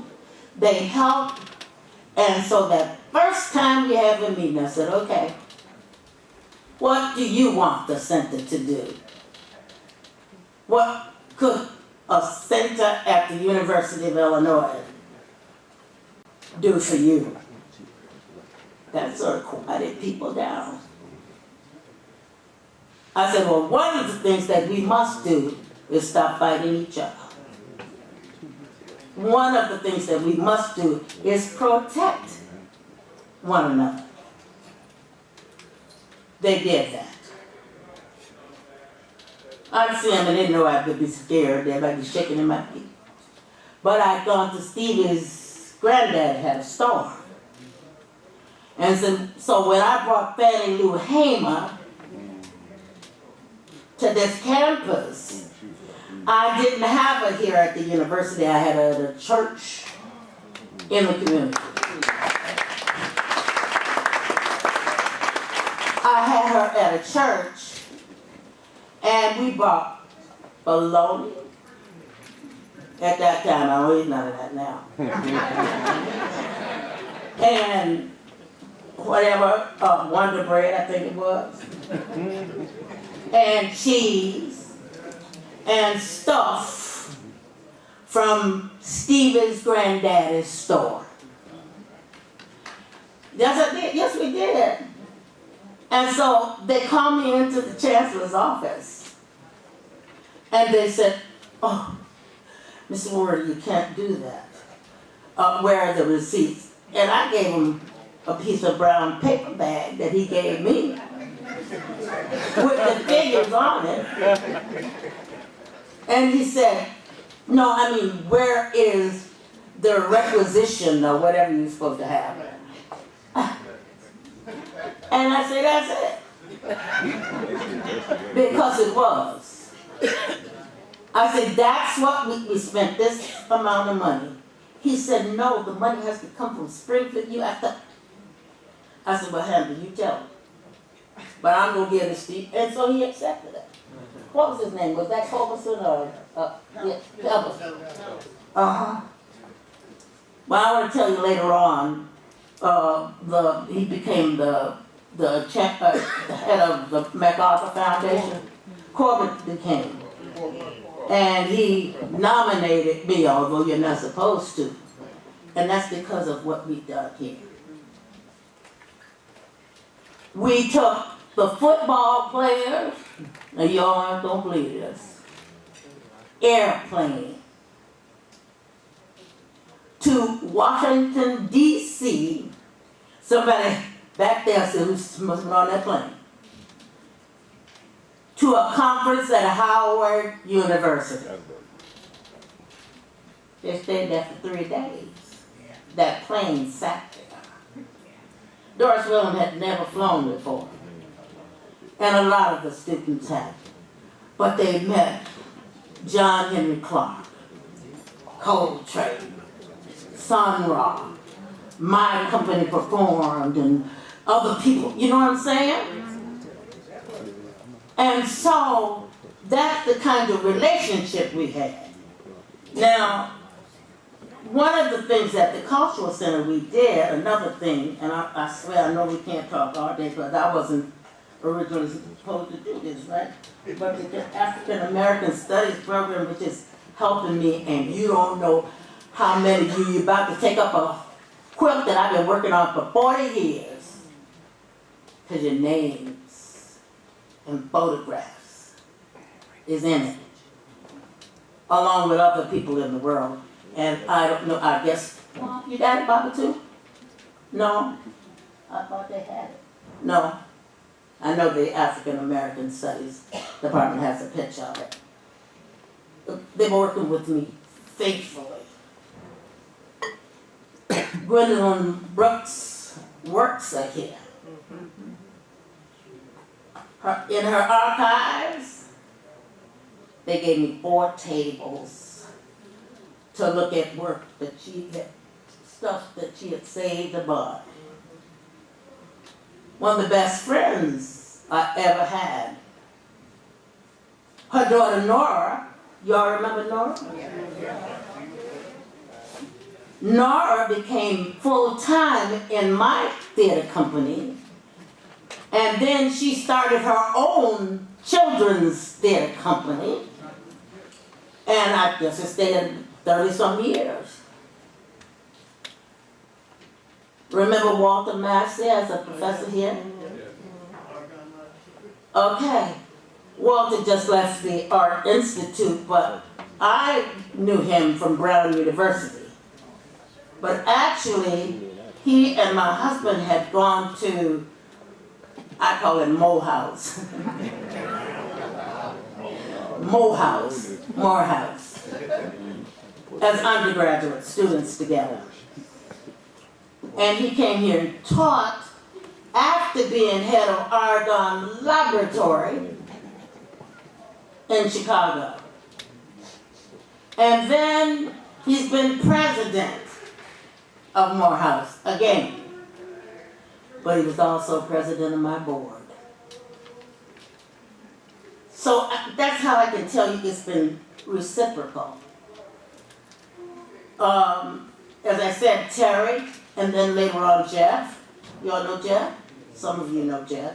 That's Terry's younger brother. Grew up in Coolbah. Lerone Bennett, who died recently, a friend of mine.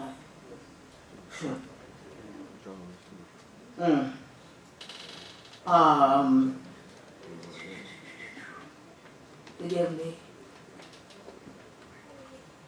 And my oldest daughter, LaTanya, a lot of you knew her. She was a little girl. And matter of fact, where's Otis Williams? Is he in here? Otis is not here. Well, he used to be around as a graduate student, Veneer Goodwin, and people. Paulette Jones, Pendleton Jones, and I went to, not Donna, why do I want to call Donna? Diana, from the young lady used to be in her dance company. She told the people there about us. And Paulette with Ebony, Ebony is her baby, and I went to Diana for Goodman, Rainier Goodman, who taught later at Hampton, wanted me to come to his country. I went there to to the West, not the West Indies. God, I've been so many places. But anyway, I went there and stayed a week. Let me call a couple of other people's names, and then I'm going to be quiet because I'm sure I want to just ask it in, and some of us get to talking here. When my husband said, "Boy, you're the most loquacious woman I know," I said, "Well, but ain't that good? Because sometimes I get paid for it."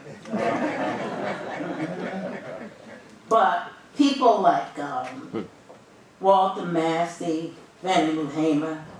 I brought to this campus John O'Killens, the writer, Willie Coke Cecily, who was recently the Port Laureate. He's dead now, but the New York Times just did a wonderful piece on him. He went back and was Port Laureate of South Africa. And I talked about Gwendolyn Brooks, but I brought her here. Gwendolyn has written several poems about me. So has, I'm not bragging at all. And I don't ever want anybody to say, "Oh, you dropped names." No, because if they didn't, I'll say everybody go to the bathroom and it smells the same. But if you're doing something and working on something, Val will work with you. And I don't care if you have a degree or degrees. I have nothing. And I can spell when you want to know how to spell. I'll spell it for you. I brought Chike Onwachi. Chike was head of African Studies at Fisk University. So at the same time I was here in residence at the Cultural Center, I was a visiting artist at Fisk.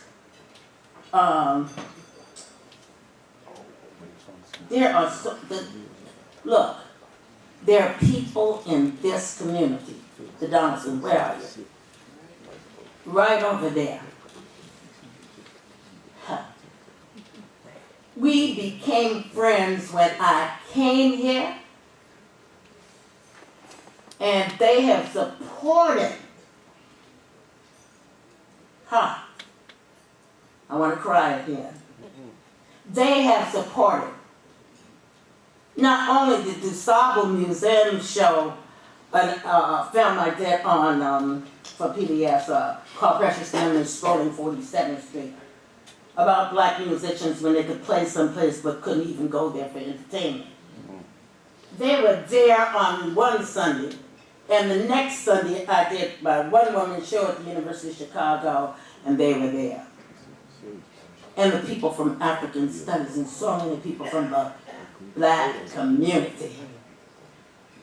So I hope that I've made an impression or something and left something with you. When you see the history makers, how many of you are familiar with the history makers? Okay, Julie comes from my theater. I'm her mentee. She tells that. And just before I came here, a young lady called me and said, "Sister Val, I heard you've been sick." And I said, "Yeah, but I'm still here."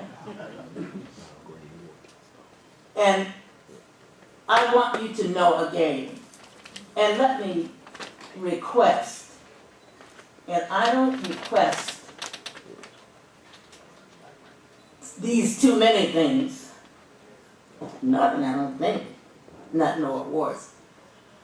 But I'm going to ask that when you build your center, or wherever it is, that my name is somewhere there, because when I came to the center, it was not programmed.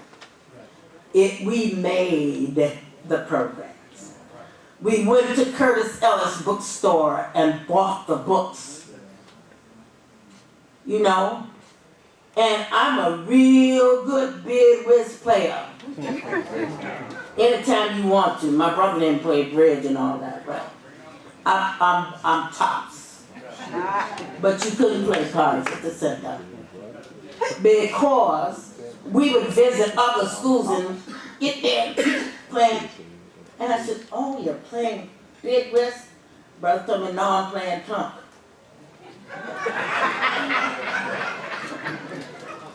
For money. I said, well, you can't do that in this culture center. You have to come here either and get your lesson, or we have to read some book that we've been reading for a month and discuss it, or we have to discuss what's going on in our communities in the world, be it apartheid or whatever. So, I know this is what, the 50th anniversary? I'm going to go back and tell those people, and I know a lot of them, and I stay in touch with them all the time. Butch, you know, Brandon Kennedy, been on my board, helped me a lot, but they should have been here today. This week, Diddy, yeah. I mean, a lot of boys married the girls from campus and then they married somebody else. And so I know. No, not Jess. Yeah. Butch and the rest of them, but that's okay. I said to the next wife, I said, I love him and I love you too, because you love her. But I want you to know that James was married to Pat, and Pat came from California. I remember all of this stuff, because I'm telling you, I used to have to sit there and go through this. But then Pat and I were going to the same church. Right, Jeremiah, right? Yeah, Pat, Connie and her husband. So I'm telling, but Sister Val is still here for you. But it's also the 50th anniversary. And it's past the 50th, it's a little past the 50th, of the young people that were killed in Birmingham. So it wouldn't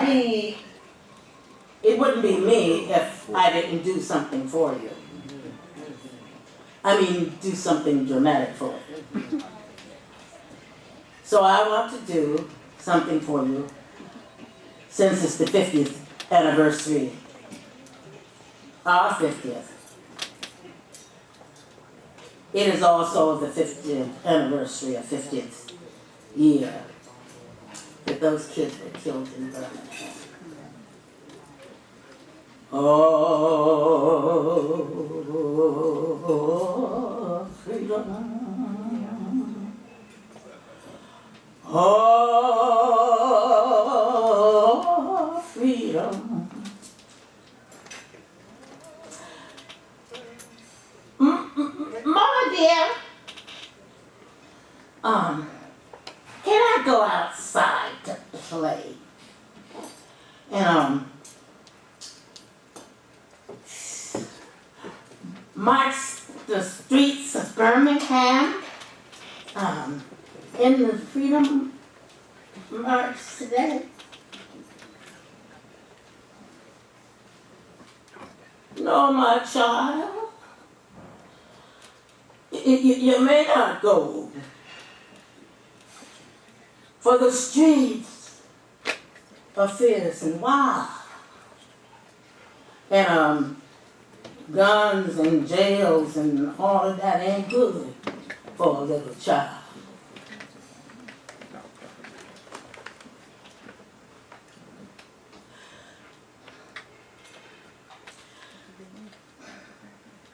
But Mother dear, I won't be alone. Other children will march with me, and we'll help make the streets of Birmingham.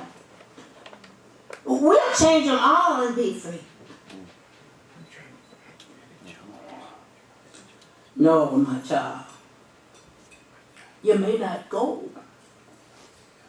For I fear those guns won't fire.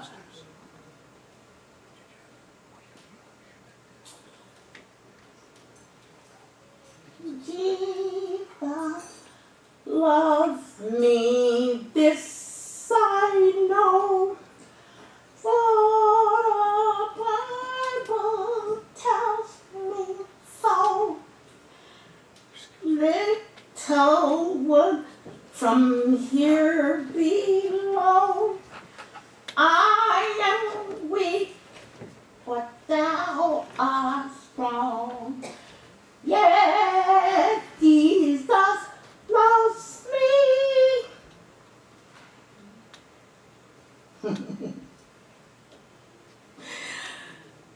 But you may go downtown, down to the church,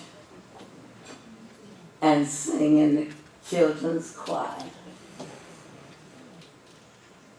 She combs and brushed her night dark hair, and bathes rose petals sweet, and drawn white gloves on her small brown hands, and white shoes on her feet.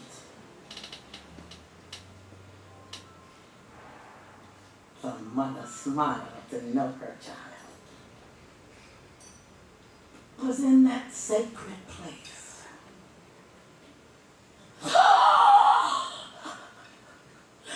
But that smile was the last smile to come upon her face.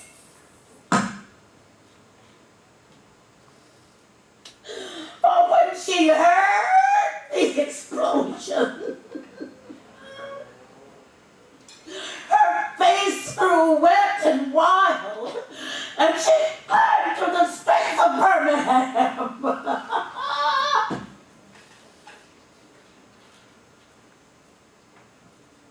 Begging for her child. She peeked through glass and bricks and lifted out a shoe. Oh. Oh.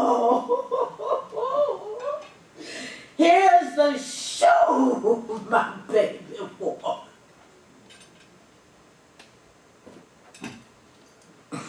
But my baby, where are you? Oh, freedom. Oh, freedom. Oh, freedom. Oh, honey.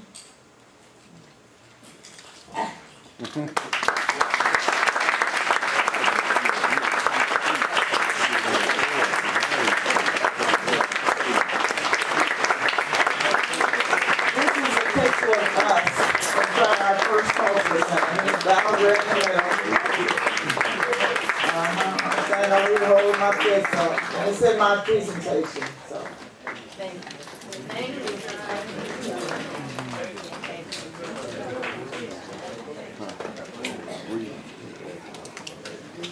Now, you are like one of the top churches in the area.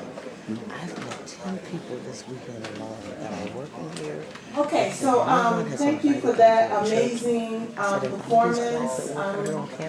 Jessica, the hearing the stories, right, what we need to think about, and it reminds me of Elevation song, right, we do believe in freedom, cannot rest. As I heard the scream of the mother, it reminded me of some of my research that I do with mothers who have lost children to gun violence. Mothers are still screaming over racial trauma yet. So, so in this order, we would like the representatives from the Black Alumni Network band to come and talk, the Office of Minority and Student Affairs. So we were going to have the Bruce Nesbitt Center update, but then I guess that was yesterday, so we will skip that and go to Uhura.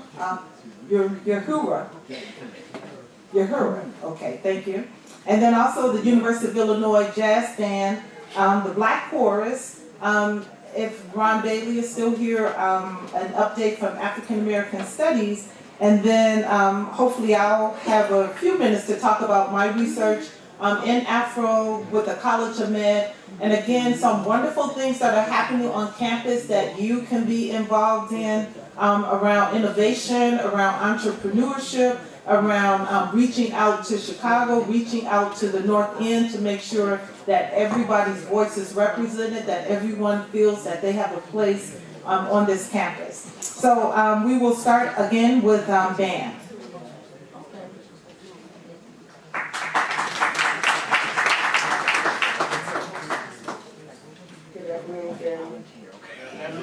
Can you hear me okay in the back? Great, thanks. My name is Alicia Gilmore Catchin, and I'm here to represent the Black Alumni Network, which I founded in 2001. And the Black Alumni Network, the main reason that I started the Black Alumni Network was to do just what we're doing here today. Bruce Nesbitt and I used to sit around all the time and talk about how we could use alumni to not only motivate, but to create our own good old boy network. And so I think we still have a lot of work to do, but we've made great strides in that. I'm very familiar with the 50s Black Alumni. I've become very familiar with Project 500. In fact, I think they made me an honorary member because I attended their weekly meetings. And the Black Alumni Network is really a place for all blacks who have any association, whether you attended University of Illinois, because remember, if you attended here, you're an alumni. And we do all kinds of things from socializing and networking with each other, but we also do a lot of things for our students as well.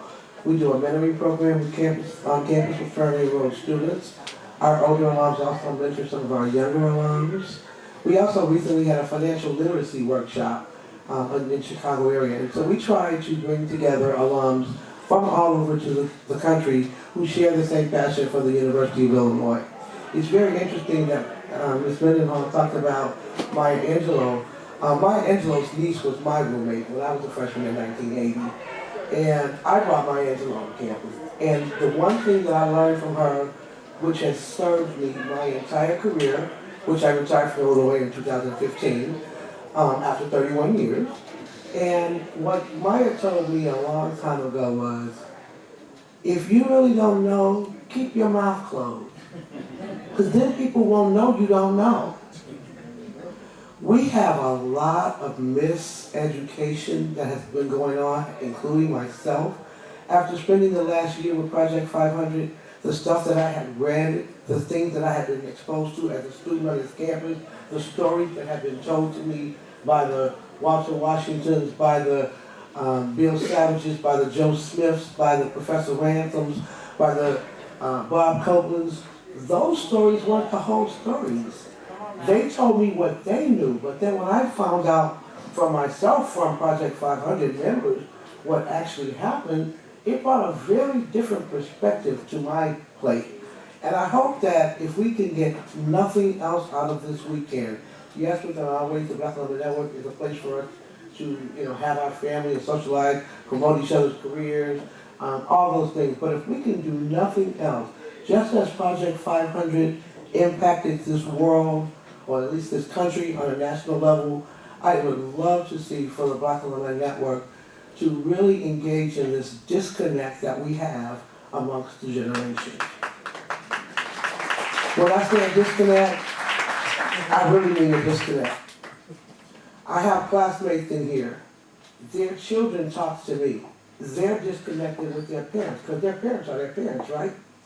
So like, those of us who are my age, we have students who are college age now. Those students think that we crazy, and we are. And we think that they're crazy. And to some extent, they are too. They're not necessarily crazy, just different. We have different modes of communication. You guys, social media has changed the game. And Project 500, I know some of us, fighting this social media thing tooth and nail. But the best reach that we can have is by utilizing the many, many areas of social media and other means of communication that were not around when we were. I'm not going to tell my story today because I feel like I've told it so many times already, but I will say I am not here on my own. I look back at the Donaldsons, they fed me. The Nesbitts, they fed me. Walter Washington gave me a roadmap for my first job in admissions. I came behind him. The roadmap that he left me was dream, but don't sleep. I have a lot of dreams for African Americans on this campus. Some of them have come into fruition. For me, to be able to take a photograph with Project 500 and a student of mine who is now the director of the Office of Minority Student Affairs, I got the fruit of my labor, I'm done, I can go home. I'm good. But then I turn around and I talk more to Project 500, and when I tell them that the chief of police is also a black man, who's also this man's brother, they're like, wow, they got black police as a chief? Yeah. Things have changed, but keep in mind, the more things change, the more they stay the same. We are celebrating 500 African Americans 50 years ago. Do we have 1,000 50 years later? Do we have 700? So my challenge to the University of Illinois, and I'm sorry I don't have any administration here, but Nathan, I'm going to leave you to give the message back. We want Project 700 by 2020. Thank you.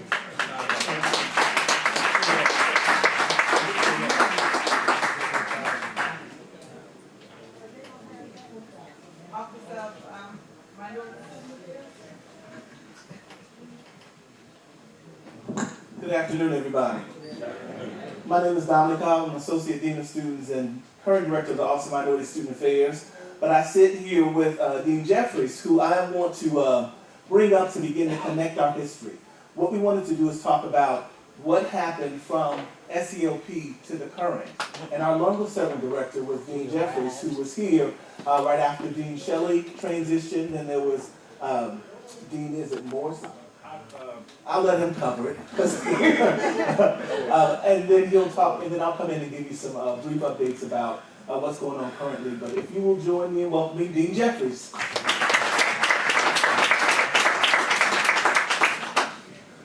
Thank you very much. I'm trying to serve in a role now that something I felt that I needed badly the years that I was served as director of the Office of Minority Student Affairs. When I came to campus, that was in the fall of 1974. And so I served the university and served students for 35 years. I continue to serve in a volunteer fashion, no check. I can use the money, but but I'm having a great time. I grew up in Chicago, and just the luck of history or change that I wasn't a part of Project 500. I was supposed to be in with that group, with you guys back then, but I had an accident of history that seemed to work out in my favor. I was a member of the Illinois National Guard and was called to action. I was there, if you remember, '68 was a very active year in the country. You remember the Olympics, Tommy Smith, and back there, Don Carlos. It was mentioned earlier about Dr. King being assassinated. We had just multiple events that were happening in the state and around the country and indeed around the world. So I was also 68 was politically, the hot seat was the Hilton and Grant Park up in Chicago. So we were called out, oh, Dick Gregory, they're coming down the road. So we're spending the night in Grant Park, and so it was, without going on and on, so I joined the next thing opening for college, and it was free for me being a member of the National Guard because the sign on 51st Street in College Grove, and some of you know, near the University of Chicago, we were there, so the timing wasn't right for me. So I saw there was a quarter system at Eastern Illinois, and I could go there for free, and so that seemed to be wonderful. So that didn't happen. I finished at Eastern. I finished in 3 years, and then it took me to Chicago, and I taught in the Hyde Park area for a short time at Kosminski on 53rd and Ingleside. And then I got a job offer at the University of Minnesota in financial aid, which I thought that was the answer, just more money, because I certainly needed a lot more money when I was a college student. So in Minnesota, it seemed to be a perfect situation. We had more money than we could use, as an administration. They were very liberal in terms of their money, certainly better than the financial aid office at Eastern Illinois University. So they followed up on the application I made at the Illinois from the previous year, and came in for an interview, met Dean Shelley. I had met Ernest Morris previously before he came to the U of I. So then the students seemed to be responding very well. It was just a great interview. I met Bob Copeland, remember Dean Bob Copeland, LES. He had just been hired. And then there were other people. I met Freeman Hrabowski. Some of you should probably know him. So it was a wonderful day, and then what was I going to do? Go back to Minnesota. Had just gotten the largest raise in the office, so it wasn't financial. I came here. It was just wonderful because they were trying to move from a transition of more retention to ensure that more students are able to stay at the university and graduate. And then that wasn't the answer that I got first. They said, well, we had recruitment issues.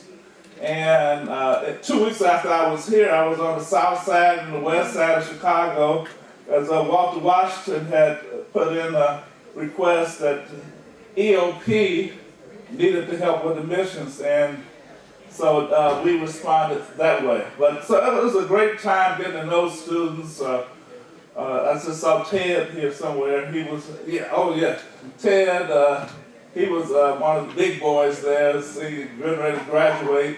And the office, Sandra Norris and Ethel Carrier, Ethel Jones Carrier, we as a unit, we were a good part of the answer to help admissions, as Walter was the only full-time person in admissions that actually targeted the recruitment of African-American students. And then African-American EOP was also Latino students as well. So my challenge was come in first as assistant director, and later I was named director 4 years later when several people took other jobs. Dr. Morris went over to work for the chancellor. He stayed there at the University he stayed there for maybe a year, and then he followed the chancellor to University of Washington at Seattle. That was Bill Gerberding, who came from UCLA. So my challenge was to work on trying to what else to do to get students more involved. Retention. I read a book that about a guy named Tinto on retention. He was at Syracuse, and I had a chance to talk with him. He said, well, retention is not asking people to stay. Retention is getting them involved in activities related to the major and then have a reason to stay at a university. So that's my first influence besides the persons I mentioned that encouraged me to come here. So we worked on, something had been begun really about getting students involved more with the sciences back then, and particularly going to medical school and related activities. So, matter of fact, I got really so involved with that. Actually, I got recognized a week ago at UIC for the long-term involvement of the students that I had encouraged them to be placed into the sciences at UIC, because they were low numbers in medical school and related area, and now they're among the top in the country and I was one of the award recipients, even 9 years out of retirement, past retirement. And the other one, so that was the organization. There was a guy named Tom Dietrich who came down once a month and met in my office with students interested in that academic club.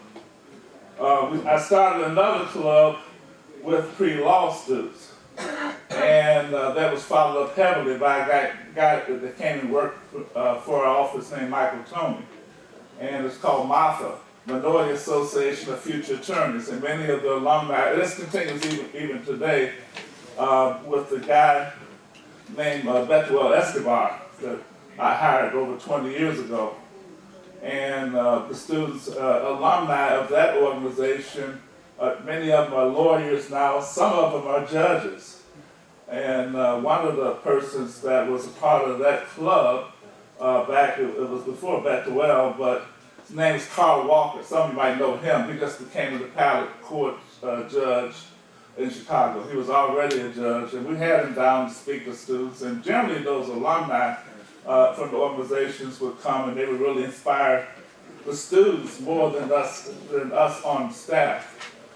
Another initiative was the Magnet Scholars. We wrote a grant, and we have alumni from that organization that more than 100 of students since 1990 have received doctoral degrees. And that was second in the country when we were recognized a few years ago, second only to the University of Missouri. One thing that was unique about what we were doing at Illinois, all of our alumni that received those degrees were African American or Latino. So we were second in the whole nation in the numbers of students from the Magnet Scholars. It's a federal grant that we use also university funds to encourage students to go further. Some of them who didn't go all the way for the doctoral degrees, with master's degrees, their numbers are large, and many of those alums that were encouraged to go on, and now they're teachers and principals in the Chicago public schools. And even so, even though we weren't really high on some of the other types of institutions, we have students that alums who have done just an outstanding job encouraging students from all backgrounds to go on for advanced degrees, expand their options, increase their the capital or the social capital and options. The final thing I want to mention is, for instance, we have a leadership center at the university. We've been encouraging students. I've served on that in the 9 years since I've retired. I've been a mentor in the leadership center. But the whole idea is to get the students engaged and enjoy a quality of life, also with organizations that we participated in, and federal TRIO organizations. We encourage students to get involved outside of the classroom besides in the classroom. And also, some people sometimes have issues, but we urge students to get involved with organizations that are beyond their own ethnicity and connect with the campus in leadership roles. I thought one of the students in here today, earlier, as a former trustee, that he was involved with the MAFA group. Anybody here in MAFA or MOPS that's in the room now? Wait. Okay, good. Anyway, that's one of these, again, to help students expand their options. So that, what's been happening in the last 9 years, I've been not part of, only in terms of mentoring, but here's the person in the leadership role who, like Alicia is known. I've known him since he was a high school student, so I have complete trust in the things that he's doing. And she mentioned one sibling, the one that's a police chief, but another sibling of his was a Magnet Scholar who's actually a principal now in New York. He had another sibling who's an attorney. I don't know where he is now, but I know he's in Chicago. So our main thing was engage and connect, encouraging our staff to get involved with students. With our orientation, we used to have a summer program, but the financial costs were just too high for the university. We had to, that was one of the things we spared was that. But anyway, Dr. Cobb, Associate Dean of Students and Interim Director of Minority Student Affairs. Thank you, Dean Jeffries. I'll be very brief. I just have a couple of things to do in terms of highlighting what that history looked like. So from when you left, and we were SEOP, Dean Jeffries shared we became EOP, and somewhere in the mid-'80s, we actually became the Office of Minority Student Affairs. 1986, in fact. We have also had an opportunity to serve really hundreds, thousands of students in a lot of different ways. As Dean Jeffries said, we tap into the university's land grant mission with TRIO programs. We have some of the oldest TRIO programs in the nation. I was a part of Project Urbana, which we got on the campus in the mid-'60s, I believe it was '66. I was also a part of the Student Support Services program, which still continues today for students. We got that program in the early '70s. It was part of the Premier Scholars program, which we got here in the early '90s. We also have since added a talent search program, which we got in 2012. All of those programs are about allowing students opportunities to access higher education, to access graduate school, and to build the kind of lives that you all have built for us. It's about continuing the pipeline. So what I wanted to use my time really to focus on is what can we do? There was a question about what is needed. And some of the same things are needed as when you were here. The University of Illinois can be an extremely difficult environment. Students need encouragement. Students need financial support. Students need an opportunity to connect with folks a little further along to help them understand that they can navigate this landscape. We do that in a lot of ways. We work first with first-year students. We assign first-year students mentors. When we look at sort of who is the population of students we serve, first-generation students, low-income students, students who are historically underrepresented. That's African American, Latino, Native Americans, Native Pacific Islanders, Native Hawaiians and Pacific Islanders. Many of the same populations who have been underrepresented here at the university. This year alone, when we looked at the incoming class, somewhere around 35% of those students who were admitted were eligible for our services. So we're talking about a population of nearly 3,000 students who could be who are a part of the OMSA family. What we have to do with these days, because 3,000 students, if you kind of look at that population across the university, that's like the College of LAS, when you look at it across the college. And we are OMSA, we are not the College of LAS. So we really have to figure out where do students need our assistance the most. So what are those indicators? So I talked about all of those ways that you can get in. Students with 3 or 4 of those indicators, and those indicators are tied to potential problems with persistence. We give them our most intensive services. So if you have 3 or more indicators, we say, welcome to the family, here is a mentor. This is someone who can be like a homeroom for you. If you're not sure who to ask this person. This person is trained by each of the colleges. They are connected with the Division of Student Affairs. We work to make sure that they can help you build a plan for success. We're really intentional about that. We make sure that students understand that when they get here, you have absolutely everything you need to succeed. The only thing that you need to do is find your voice. And if you need something, let us know. We do a lot of things well, but we can't read minds. And we got to let students know that nobody builds success at Illinois alone. So we try to walk alongside and partner with them. And that is because that's the mission that we got from SEOP.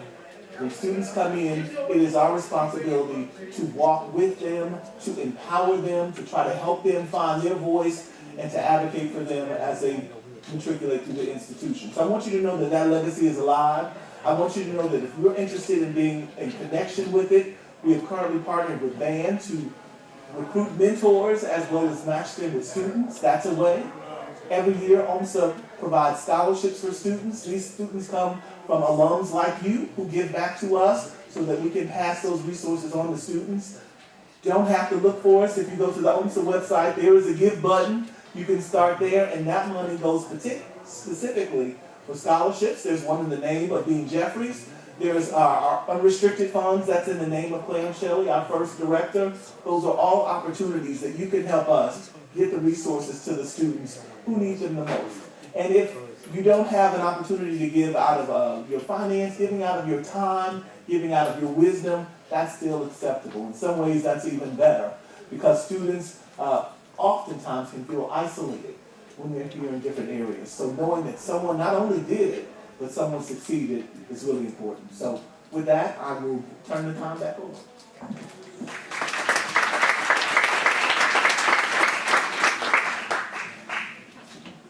Thank you. I actually was going to initially forego saying anything because we did a presentation about the BMAC yesterday for those of you who participated in the tour. But I had a couple of thoughts that I kind of wanted to share. For those of you who may not know, I'm actually from Columbia, Missouri. And I was raised, in the shadows of the University of Missouri and some of the problems and things that you recently read about, those aren't new. Those have been there for quite some time. As the problems here and other college towns, the whole town and gown thing, right? It's pretty universal. And so as such, being raised in an environment, I was raised to kind of believe that when you see someone that looks like you, for the most part, you're in this together, right? That for the most part, that we have some commonalities, we have some experiences and things that look like you. And as a person all the way up to college, when I would be in a classroom and I would see a student, a black student, I would say, if I can't study with anybody else, more likely than not, then I'll be able to study with that person that looks like me. Because again, we're in this together. And so yesterday, I had a student who had agreed to assist us with the tours and driving the golf carts and stuff like that. She said to me, oh, I don't really come to very many of the black things, or the black events, or to the cultural center. And I said, oh, really, why not? And she said, well, because I was raised, in a mostly white town, I feel like an outsider. I don't really know the commonalities and this kind of thing. And so I told her, I said, it doesn't matter where you were raised, the way I was raised. And I told her, I said, you're still family to keep. I said, again, we can have some differences. And one of the things that I really appreciate about learning is intercultural diversity, right? So amongst ourselves, we're not a monolithic group. We have some differences, and that's okay. Because I think that's part of what contributes to our greatness. I think that's part of what enabled us to endure 400 years of slavery and oppression. Because we're not all seeing it the same way. If we did, somebody throw us a curve and we'd miss it. But because we look at things differently, it enables us to see things from a different perspective and from a different angle. And we have to value and embrace that. Okay? And so, one of the ways that I feel that you all could possibly help with the programs that are going on at the BNAC in particular. One of the programs we're trying to kick off, we're calling it Afformations, right? Because just like 50 years ago, all right, racial microaggressions, racial stress, students, particularly in the hard sciences, engineering, when they feel like they're the only one, no one else is there, the guy from chemistry emailed me because I was talking about creating this support circle at the BNAC, where we can be kind of a support group. And if we identify that someone needs, some more professional support, then we can refer them to counseling at the counseling center and work collaboratively with the people of color there. And so one of the things that we ask for you to do is to find out what it is you're doing and ask questions, because that gives us an opportunity to tell our story. Because we don't know what you don't know, and this planning this weekend of events and talking to many of you, we thought, at least I thought, I can speak for myself, I thought that you knew. But come find out you didn't. And there's a lot of things that goes on. But that problem isn't just with our alumni. it's also here on campus. Because a lot of times I assume Dominic knew something and he'll say, oh, no, I didn't know anything about it. And I said, well, I just found out as well. But if we're not working together and communicating with our students and coming together, how can we push them to the next level? And so if we are able to get 1,000 students for fall 2019, what are they really coming to if we're not working together? Because if we're honest, it's like many of our churches, right? The numbers have went down, but in part because who wants to be involved with a bunch of mess? I'm just gonna call it, right? And that's not being judgmental. That's not saying I'm holier than thou, better than anyone. I may be part of the problem, but guess what? If I am, let me know so that I can do better. Because I'm going to receive it as you're saying this to me so that we can do better together and to serve these students. Because I told some students the other day, I have 2 degrees in social work, and that's really my field. I'm here to help these students. That's why I'm here. And so I would hope that you'd be willing to partner with me and people like Dominic and others on campus so that we can serve these students to the best of our ability. Because that's why we're here. And so the experiences that you had, we hope that you take those experiences and then say, what can I do to support people like Nathan and Dominic on campus so that they won't have those experiences? That's the transformation that, and the living legacy that can be Project 500, in addition to the other things that you're noted for.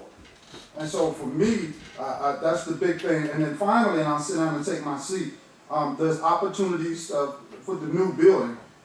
We have Angie Dimmitt in the back as our student affairs development officer, and she didn't know I was going to call on her, but if you have any questions, see Angie, because she's more well-versed at this than I am. But we're selling bricks. We have bricks from the old culture center.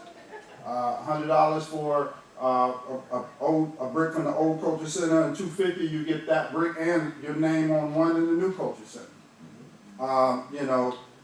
Valerie Ward mentioned that. Guess what? I'll buy her a brick myself just to make sure her name is there. Okay? And that's not BNAC money. That's me digging through my coins and piggy bank. Believe me, it's a piggy bank. There's naming opportunities. For organizations as well as individuals. You want to name a room in the New Culture Center? There's Angie, we can talk about that.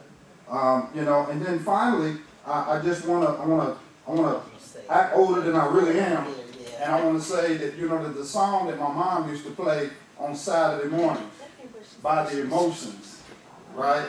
And she used to say, come to me, don't ask my name. Right? So if you have any questions about the BNAC or about me individually, come to me. Don't ask my name. Is that all right? Is that fair? All right. Thank y'all. Now I want to invite up Carl. Carl's going to talk about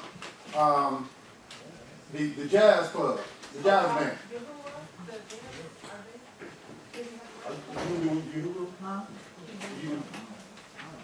Okay.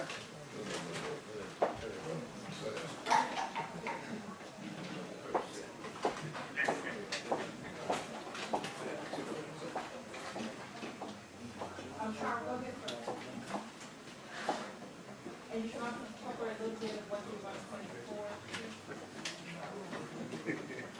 Sure, how are you? Can you hear me now? Good. I'm Carl Huff, class of 72, which means I started in 68. You would probably have to find a very large magnifying glass to find my name on Project 500. That's all right. Because even though I started in 68, I haven't found my name on anything that said Project 500. I was admitted in October of 67. So Project 500 started significantly after. But I was here, but I know what they went through. I was in the union that night. I had a room. My roommate was Chinese. At about 1:30, I saw the campus police pull out his walkie-talkie, and I thought he was losing his mind. That's when I nudged a friend of mine and said, I'm going to my room. The next morning, he called me from Champaign County Jail. So that's my experience with that night. One of the things that happened because of that night was we started, it says here, the, what is it, the University of Illinois Jazz Band. We went by so many names. That's just one of them. We were actually the African American Lab Band. We were African American. The first leader was, one of the early leaders was Cecil Bridgewater. Yeah, he deserves a round of applause. He's been on Grammy award-winning albums. Sitting next to me in the lab band was Ron Bridgewater, who's now here on staff at the University of Illinois. Playing drums was a man by the name of Maurice McKinley. In many of my classes, there was a guy by the name of Don Smith. If you know his brother, Lonnie Liston Smith, and you probably heard that name. Now, all of them came through the African American Lab Band. Also, there is a percussion instructor who just recently retired from the University of Houston named Marvin Sparks. He was in the University of Illinois African American Lab Band. That's probably why they shortened it to Jazz Band, because they call it the University of Illinois African American Lab Band. You have to take a deep breath before you start. One of the good things about the lab band is the word lab actually meant something, laboratory. I got my first writing and arranging skills there. Now, if you still have one of these, you can read my bio. Since 1969, I've been writing and arranging and getting paid for it. I'm fully retired and still getting paid for writing and arranging. So there is definitely a light at the end of the tunnel. Now, I want to ask a question of the audience. I'm not going to ask Project 500 to stand up. But if you would wave your hand just so I can see that there are a few of you still here. Good, thank you. Now, how many undergraduate students are here? I want you to stand up. Yes. Yes. Take a look, give them a round of applause. So they're persevering now. We remember. Thank you. Now, before you leave undergraduates, find somebody from Project 500 that majored in what you majored in. They are such an invaluable resource to you. It will pay you money. It will help you find a job later. They can tell you some stories, some shortcuts to take. If it's not already too late, you've already jumped in the deep end and you're still trying to climb out. Make sure, as it was said earlier, you need a network that's going to help you. Nobody gets through here by themselves. So I've said a little bit about the jazz band. Now, one of the founders of the Black Chorus is sitting here in front of me. One of the original members of the Black Chorus is sitting in the back. If they would be so kind as to come up and say 2 or 3 words about the Black Chorus, that's what should happen next. Roy Haynes, Bethel Underwood, don't be shy.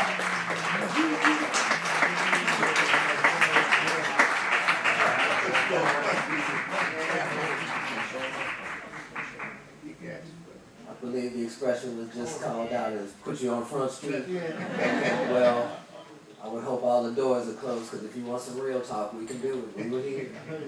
We knew what it took to get it done, and we did it.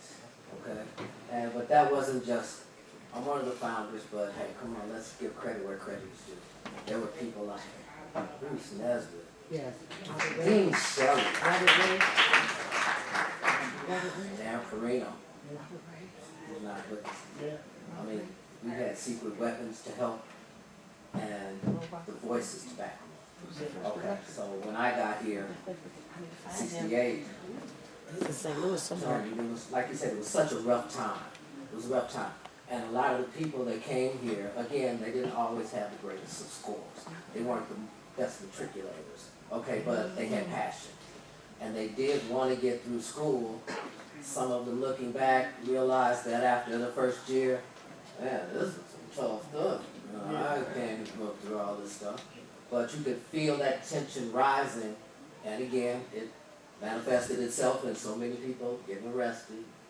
And even after that, there was a lot of bitterness, because even going through campus, going to the stores, believe me, this town was not ready for 500 Negroes walking around here. And just going into the stores, it's almost like some of these comedies that you see where people go into the Korean stores and there's always somebody following around the black people, hurry up and buy, hurry up and buy. So it was like that, and like, why do I feel so funny just coming in here to buy a deck of cards or something? And let's be for real, like I said, the door's still open, but be for real. I mean, we had some people that, look, if the line's too long at the counter, and I got these 3 albums over here, I mean, come on, that's part of our background. I mean, we can't hide from what we are, okay? They were liberating things in the name of liberation. Okay, that's a sweet way of putting it. All right, so, but when we're talking about the bitterness and things, when people don't have an outlet, they'll explode. And what we did was, and Carl can attest, he was my roommate over in MRH. Because when we got here, luckily the first person I saw was Dean Shelley. I didn't know exactly where I was going to be. And he said, oh, I got a deal for you.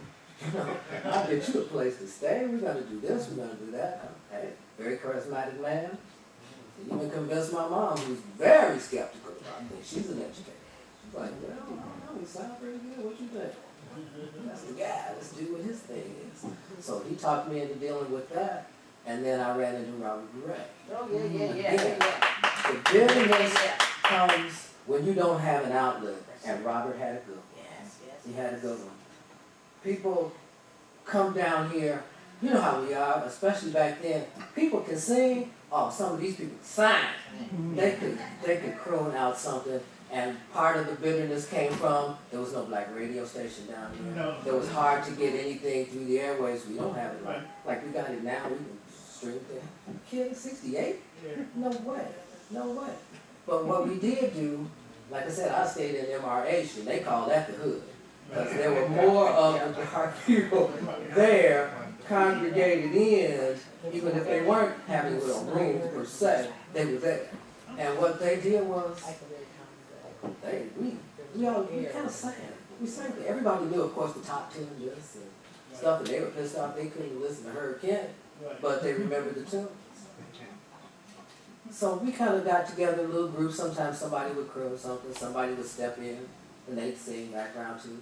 And after I had met Robert, and he was talking about putting something together, and talk about one of those kind of motivators that make you do things without saying, go do this, go do that. There are subtleties to things that we just have to keep our ears open. We'll learn so much. Keep your mouth shut and listen, and you will learn so much from some of these people. That was their way of doing it. That was their way of getting past white man or whatever, by not posing yourself as a threat. You just have ideas. Maybe now we can get them to listen. And he put that out there. He said, look, we're going to put something together. Who do you know that can sing? You know, who you want to do like this? Of course, he had his own list of people too. But I took that to mean, Lord, try to go out and recruit some of these people that you know that could do it.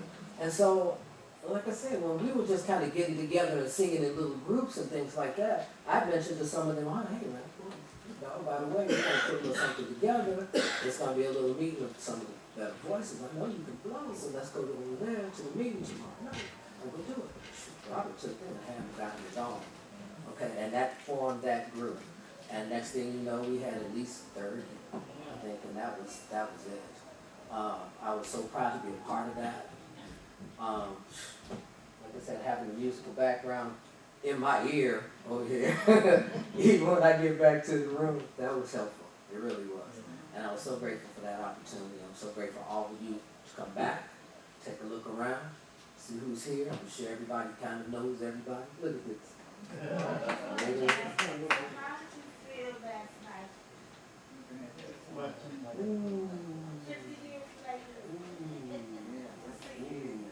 That's a hot question. In case you didn't hear her, she was asking how did we feel last night after seeing the choir and the way they pushed that. Oh, Dr. Davis. Oh, wow. Dynamic woman. Do you see how she put that stuff together? And Bethel, this is Bethel, she has a good answer for that, just step right in here.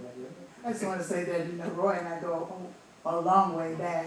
Before we even got to the University of Illinois, we were members together in the Chicago All-City Chorus. And so it's always good to have a familiar face when you go into a new environment.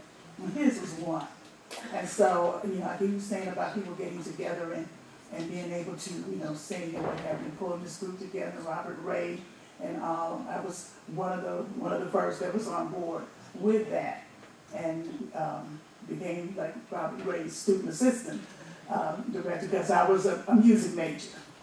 And so, although I was not at last night's performance, I have been here in the previous gatherings to witness and to talk with Ollie Davis, and to actually have one of my former students from Chicago West Side May Elementary School standing up there performing. It's just an awesome experience to know from the ground up where that chorus has come from, and to see the fervor that we had as students of the Black Chorus. It was like another family. Again, Roy mentioned that. We were away from home, we were away from our churches, we were away from our schools, and we were looking for something familiar. My own sorority, we did a chitlin dinner. Because we sold chitlins down from Alpha's in the house. You remember that? We had a fried chicken dinner, because I had never cleaned chitlins ever in my life. But my sister said, you're going to clean some chitlins, But it was that type of, reaching back, something familiar, people or what have you.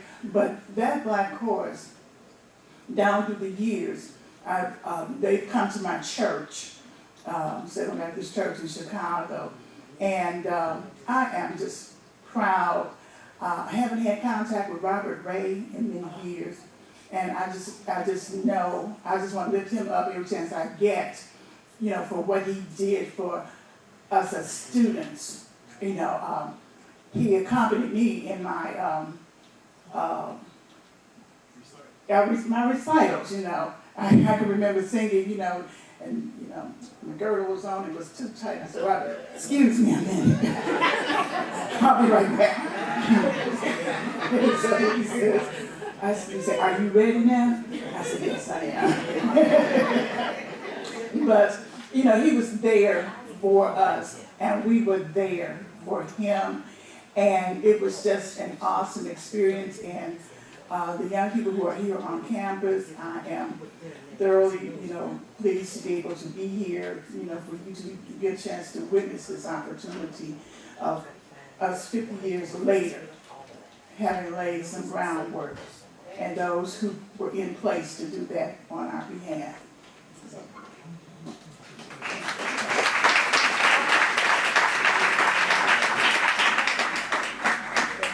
Dr. Davis, Boss Davis, do you mind coming up and giving an update?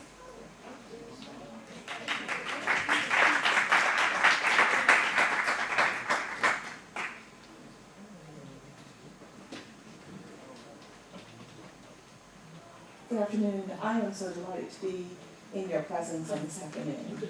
And it's just wonderful to meet you and to see you again and to have conversation with you. And I'll give you a quick update. Since 1968, I was not here then. I came in 1980 as a graduate student in vocal performance. And we didn't have a lot of students in music at that time either. I remember being in the hallway in the music building, and Andre Thomas, who was the conductor of Black Chorus at the time, he walked up to me and he says, "You're the other one." And I didn't know what he was talking about.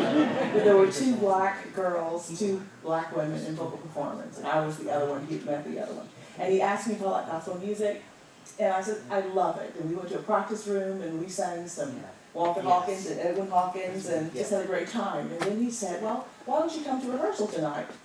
And at the time, the choir met on Wednesday from 8 to 10. No. And I said, sure. So I walked into the choral rehearsal room at the Greenwich Center, and this sea of black people were there, and it was wonderful. And I must tell you, I'm from West Virginia, and when we first came out here, I was a newlywed. I had been married for 15 days, and I had taken my entrance exams in the School of Music, and I hadn't seen many black people, and I said to my husband, I don't know if this is for me.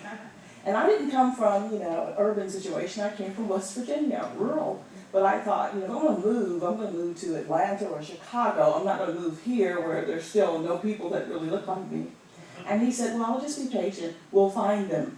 Well, he went to the Quad, and he says, I know where they are. And so that was great to have that assurance that we wouldn't be here alone. Well, Andre was so kind to me. We had met maybe 6 hours, and I went to this rehearsal, and I walked in, and he rehearsed the choir, and it was just wonderful. I was just happy to be in the number. I was just happy to be there. And at the end of the rehearsal, he said, well, you all know me, we're all returning students. I'm Andre Thomas, I'm your conductor, and I just want to introduce you to someone. He says, I'm so pleased to introduce you to our assistant conductor, Ollie Davis. Okay, so that was my beginning with the choir, and then he left my second year, and he deputized me to continue, and I was so pleased to do that. And I took a break in there, I guess after 3 or 4 years. I thought I was going to move and teach in West Virginia, and then I decided not to go. And so I continued, and it's been a real journey. Probably, and maybe Dean Cobb can help me here, but when I first took the choir, the demographic were all African American students. And I think it was in the 90s, and we started getting a few students who weren't. I think my first non-black student was an international student. He was French, and he wanted to be in the black chorus, and we said, fine. He would play classical piano for us and some things, and so that was great. And then more and more students, non-black students, started joining the choir. And I remember the students would say things like code language. We can't have nothing. What do they want? And I was just like, just be patient, just be patient. And as the years continued, we had more and more students, international students, students from across campus. For some reason, we are very attracted to the College of Engineering, so we have lots of engineering students who have come, and then that's a good thing. And I thought about this. I thought about the mission of when the choir was formed, and I'm so pleased to have these interviews and talk with you about what it felt like. And I oftentimes say, even as recently as Wednesday when I did a race talk for IPRH, that the choir came out of a need. It grew out of a need, it was formed out of a need. But the choir continues out of necessity, because the need for community is still very viable on this campus. The need for belonging, the need for nurture, the need for support in all kinds of ways. I advocate health in every possible way for the students. They need to be healthy spiritually and emotionally and physically. They need to be healthy academically. And so in the choir, we try to provide many of these services in addition to the high expectation of exemplary music performance, the music of Black Americans. So since 1968 and since I came in 1980, we have intentionally built a developmental leadership program within the choir. They have student officers, we have a leadership service team, we've done some international tours, recorded, and we'll just continue in that vein. And we have service projects. So in addition to the performances on campus, we go into our community. So we do some community service projects, and I think our choice for this semester will be our visit to the Danville Correctional Center. We'll be going there to have a performance and a talk with the residents there. And we perform for our Safe House, which is a substance abuse-free environments in this community, and other things. So we're delighted to continue, and as I oftentimes say, it's not necessarily what you have gained, it's what has been maintained and what can be sustained. Thank you.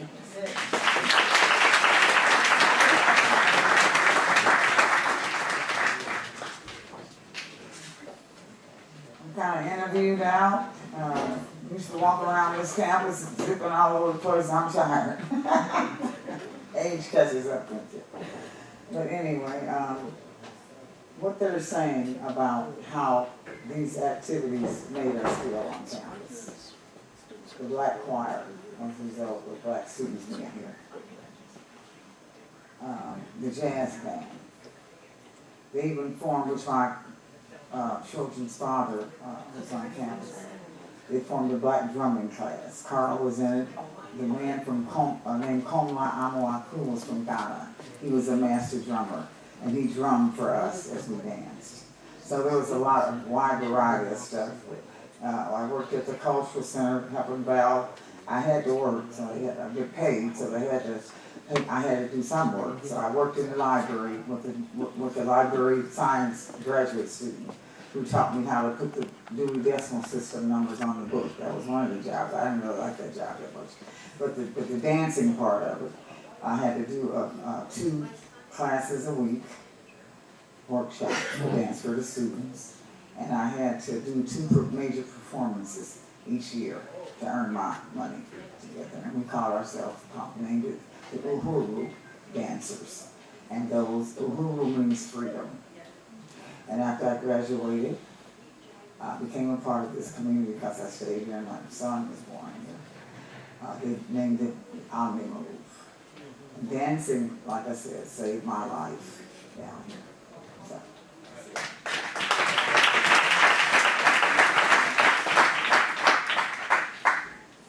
Again, amazing updates, and again, the legacy. And I will repeat what Maya said, right? People come, and they come as one person with their gifts, their genius, their talents, and what they can put into the ground and what grows from this, and you never know the potential. So it's been so nice to hear all that. And then I'll just talk very briefly about your legacy in terms of my life, in terms of me. Is Ron Bailey here?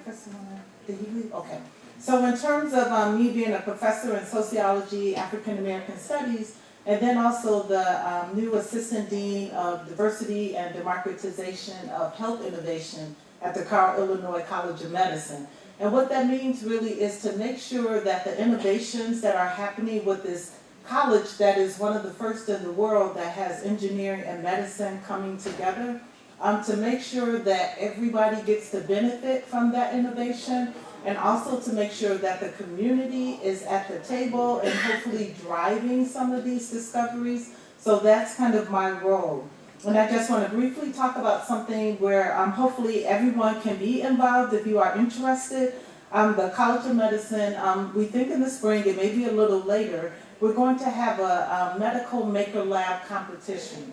And what that is anyone who has an idea of improving health or wellness, that they can participate, they can compete, and we will try to take that idea and create a prototype. So some of the things for those in biology, it could be cells, it could be molecules, but it could also be housing, it could be a social program for those of you who are artists. It could be something like a mural that could go in a children's hospital and inspire hope and healing. So I hear that the arts, right, the role of the arts is really helpful in terms of resiliency. Someone said reaching back, trying to get that comfort from home. So any of those things would apply, and there will be 10 winners. They will receive coins that's worth like $10,000 in terms of resources to support your idea, create a prototype.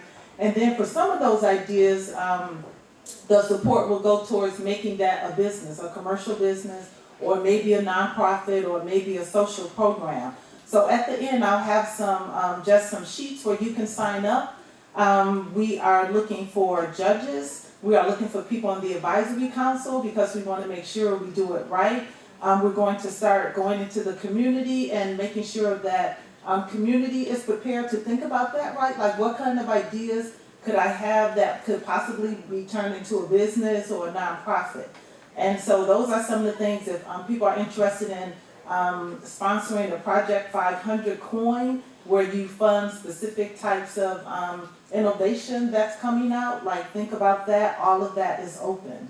And then I also just talk about my research in Chicago that I do on Black mothers and how the gun violence affects their mental and physical health. We're working on a documentary about mothers who have lost children to gun violence. And as someone said, and I keep saying this, right, like when you come here in the education, it really is life or death, the resources that you need to survive in this country, and when you don't have those resources, what it means for your health and well-being, where you can live, where you cannot live. So that's some of the research that we do. And then also here in town, gun violence is becoming an issue here. So we're also thinking of ways to create community healing and think about how to use the resources of the university and spread those out into the community here on the North End and Chicago, how to bring children here in engineering, sociology, the Black course, all of it. So really, again, to democratize all of this. So I'll end with that part, and we do have time for question and answers. Again, we've heard from pioneers, right? These people who have changed the very nature of the University of Illinois at Urbana-Champaign, changed the very nature of higher education in the world and globally. So I'll open it up for questions for anyone that was on the panel, for anything about the university going forward. Are you also tired? No questions? Yes. I really like your intro about the native peoples who were here first. One would be cool if you could actually get the names read out. And second, the website that you have doesn't work. Okay, so I know you can go on the American Indian website and get it for the house. You would like the names to be read out? Incorrectly? Yes. Go to the UIUC website and put in land acknowledgement statement. It will take you to the Chancellor's website where those statements exist and the names actually have a phonetic spelling, and you can click on it and it will say every name for you. So I'm that's going available to do to that everybody. now, right? Because I'm going to respect that and I'm going to respect the legacy. Okay, so tell me where. Land acknowledgement statement, go to search. Real time. Hold on. While she's pulling that up, I just want to say I forgot to mention this. As part of the next generation of Black tourists, I realize we need to create a pipeline. We're going to increase students who will be competitive in coming to these museums. So I designed a program called Learning Boards of School Science. Some national summer. It's been going on for over 2 years.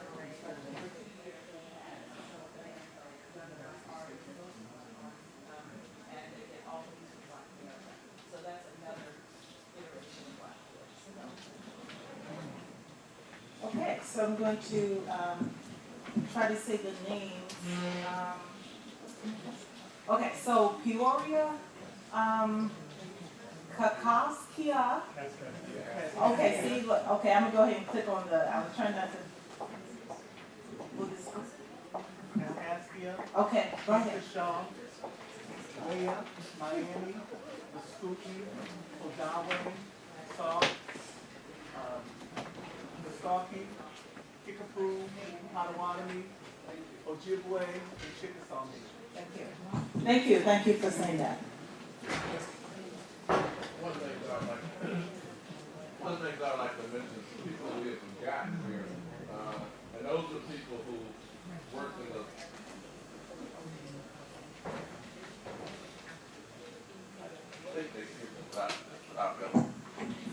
we've talked about all the people who helped the students from 68. I was a grad student in 68, 69, and I went to work. I worked in the Education Opportunities Program.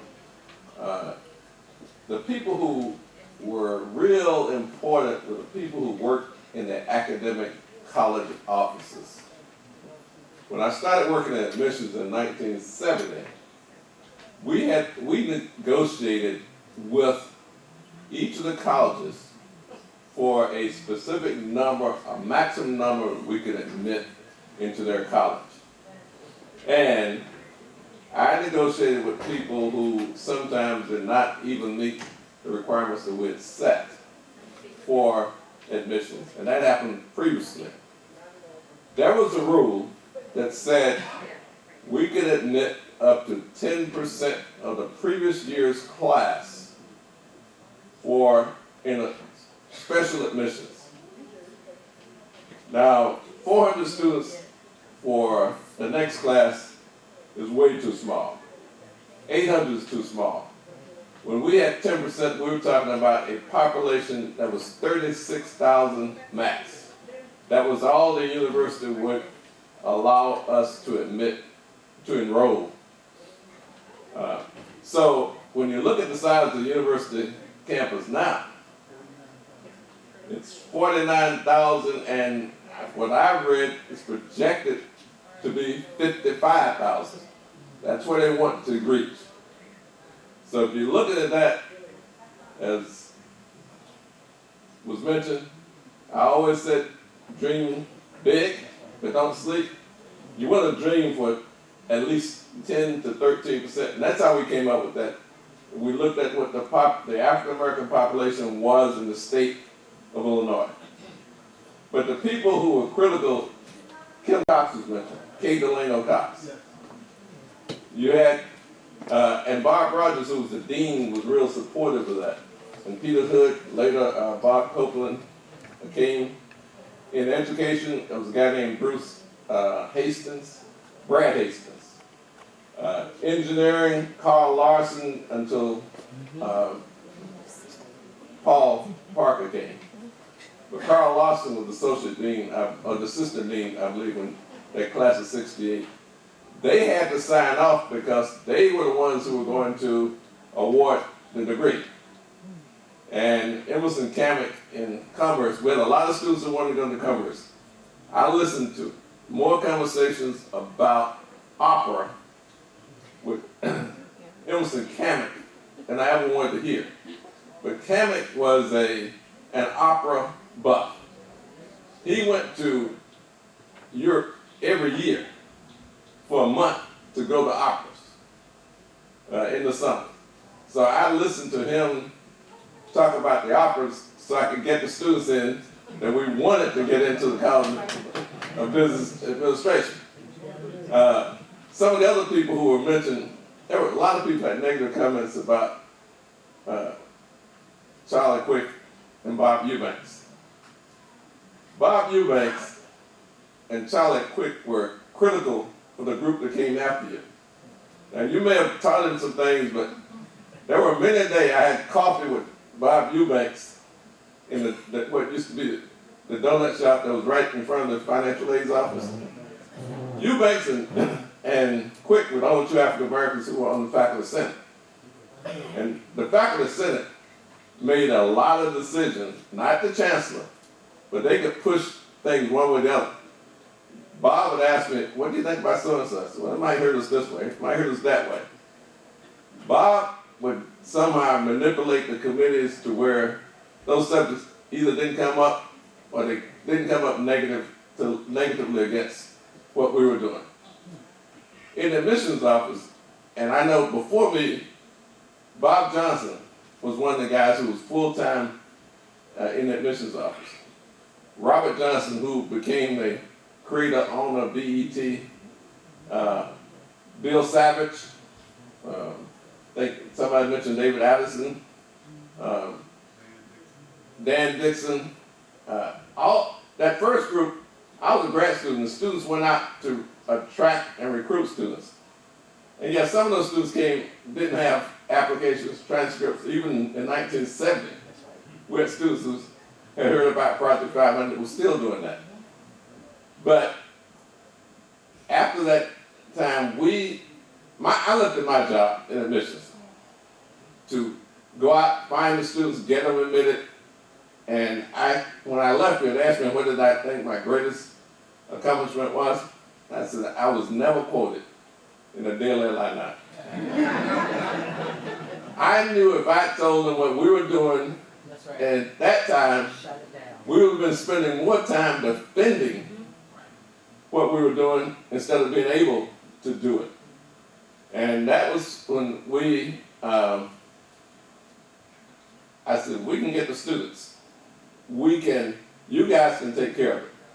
And when Michael came, about 4 years after that, I believe, I had actually spent a lot of time going to every high school that had a significant African-American population in this state.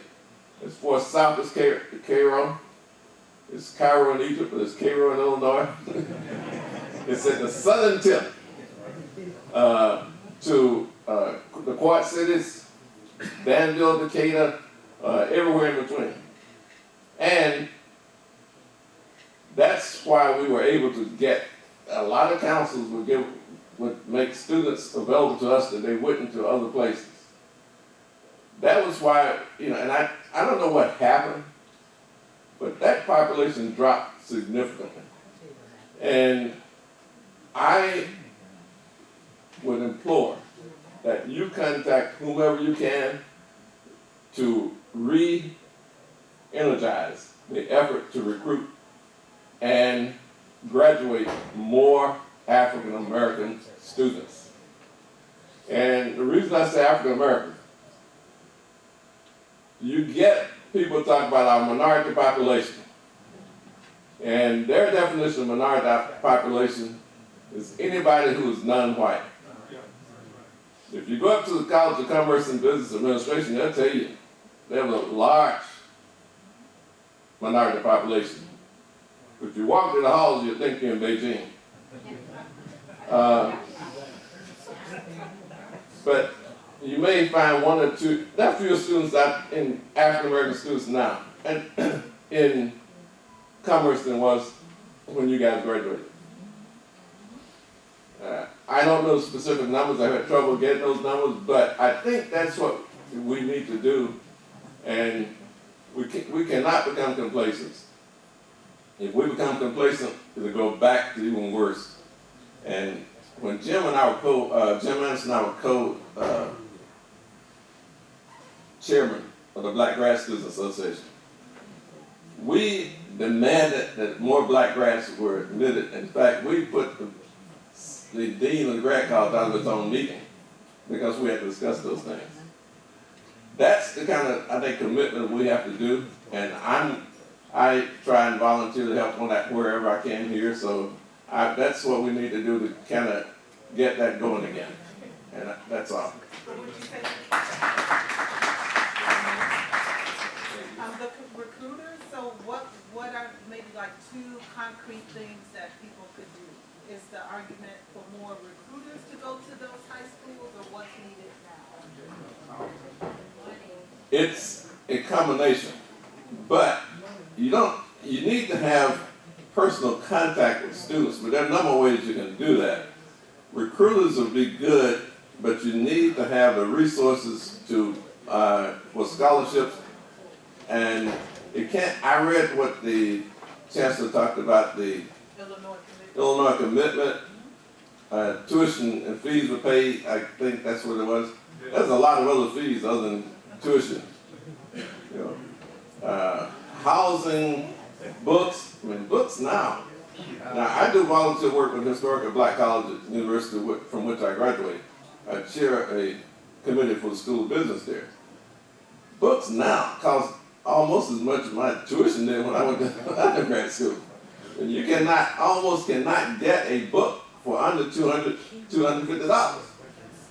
You know, that is absolute mind-blowing. So there are a lot of, but I think getting in contact with students, and there are ways of doing that. You can get directly with the students, but getting money and the resources, there has to be an atmosphere that the university wants the students here. And that starts from the top all the way down. And I think the tutoring, the other kinds of things, once we get them there, get them here.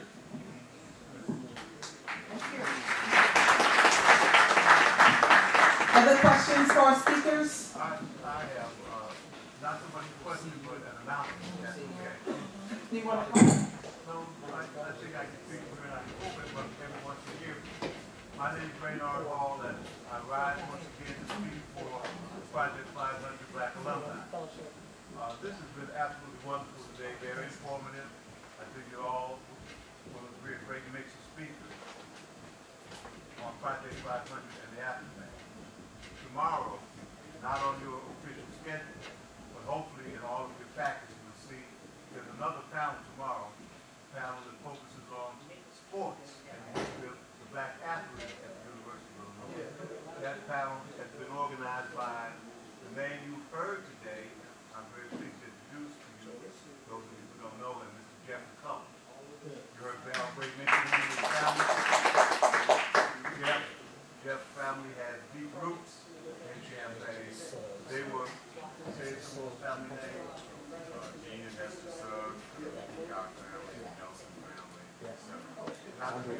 not to be overlooked, those families, some of the families that took in black students and sheltered them when they could not live on campus. The colored family and those other family names have very deep roots and connections to the university.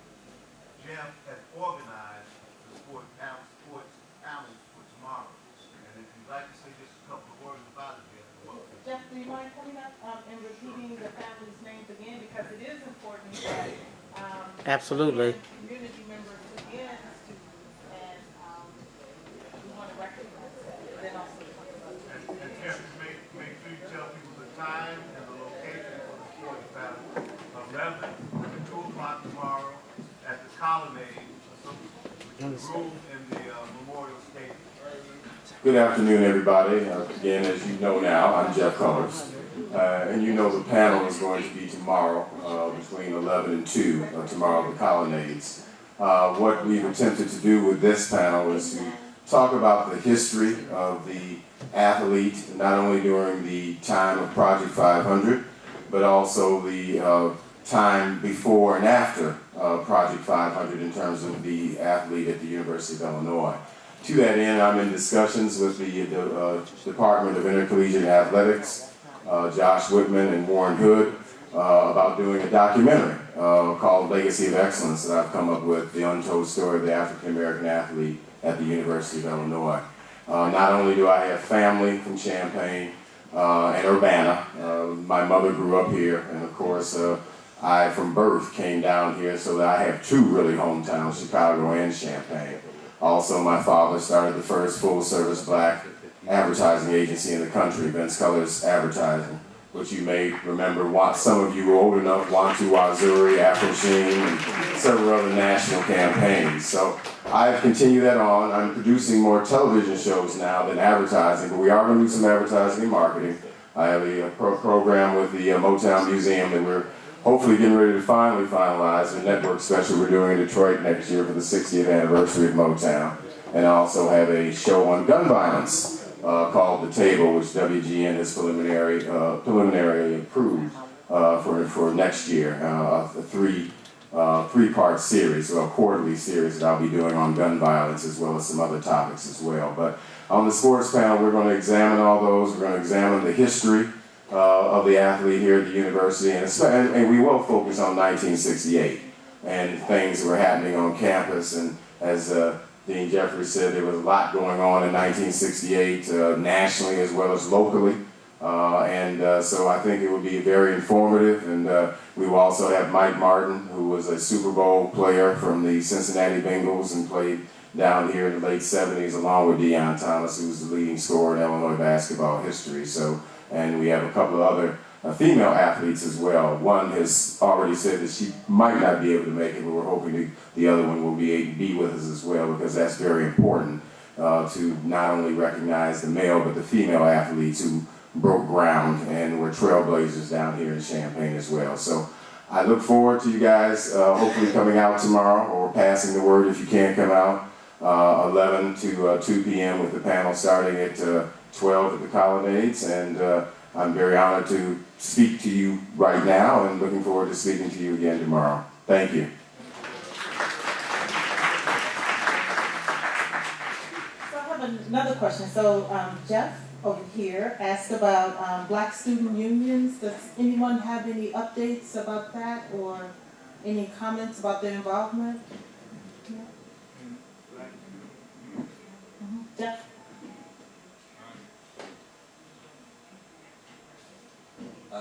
Good afternoon, Jeff Johnson. I'm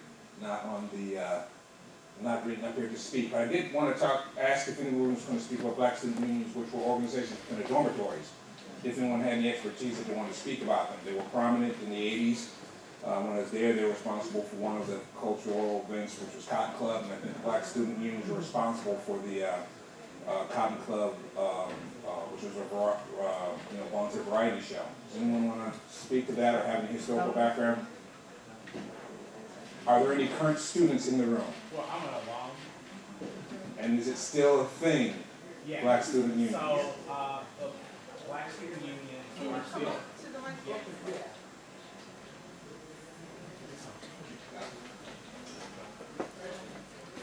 So I'm Nick Tarleton. I graduated in 2016, and I'm the vice president of the Black Alumni Network.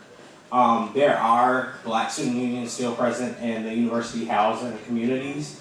So what you guys formerly know as the Six Pack is now called the Ikeberry Commons. MRH. Did I say that right? MRH. Okay. Boys Town. But yeah, so the Central Student Black Union kind of is the umbrella that covers all of the Black student-run organizations. So CBSU is the umbrella. You have My Black Student Union, which kind of caters to the Black students that live in the Champaign residence halls. You have your Urbana residence halls. They're broken down into each of the several individual halls. So you have a WAZO for those alumni that lived in FAR and PAR. You have Salongo for those alumni who lived in PAR. And then it breaks down even more for those who lived in LAR and ISR. And Busey Evans as well. So they are still prevalent in the housing communities. Cotton Club still happens normally the spring semester of each year, and students have totally taken that over from housing. And you know, there's limited funding, as you guys know, but students sweat tears and hard work to make Cotton Club still what it has been for you guys and what it is today.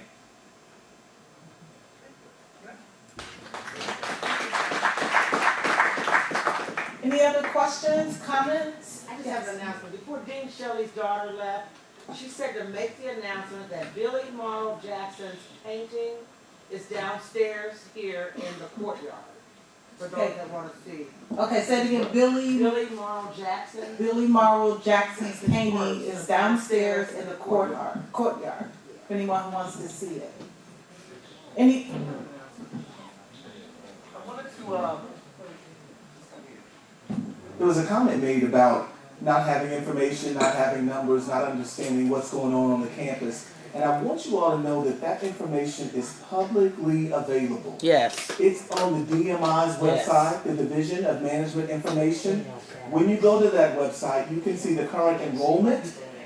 You can go to if you go to our homepage and write in student data book, it will take you to the systems website, and they will show you our statistics around, not only for us, but for UIC and UIS around retention, around recruitment, disaggregated by race, disaggregated by gender, disaggregated in a lot of ways. And this information is constantly available to you. So it's updated even now. I was just on earlier this week. So if you want to know the enrollment numbers, they are right there.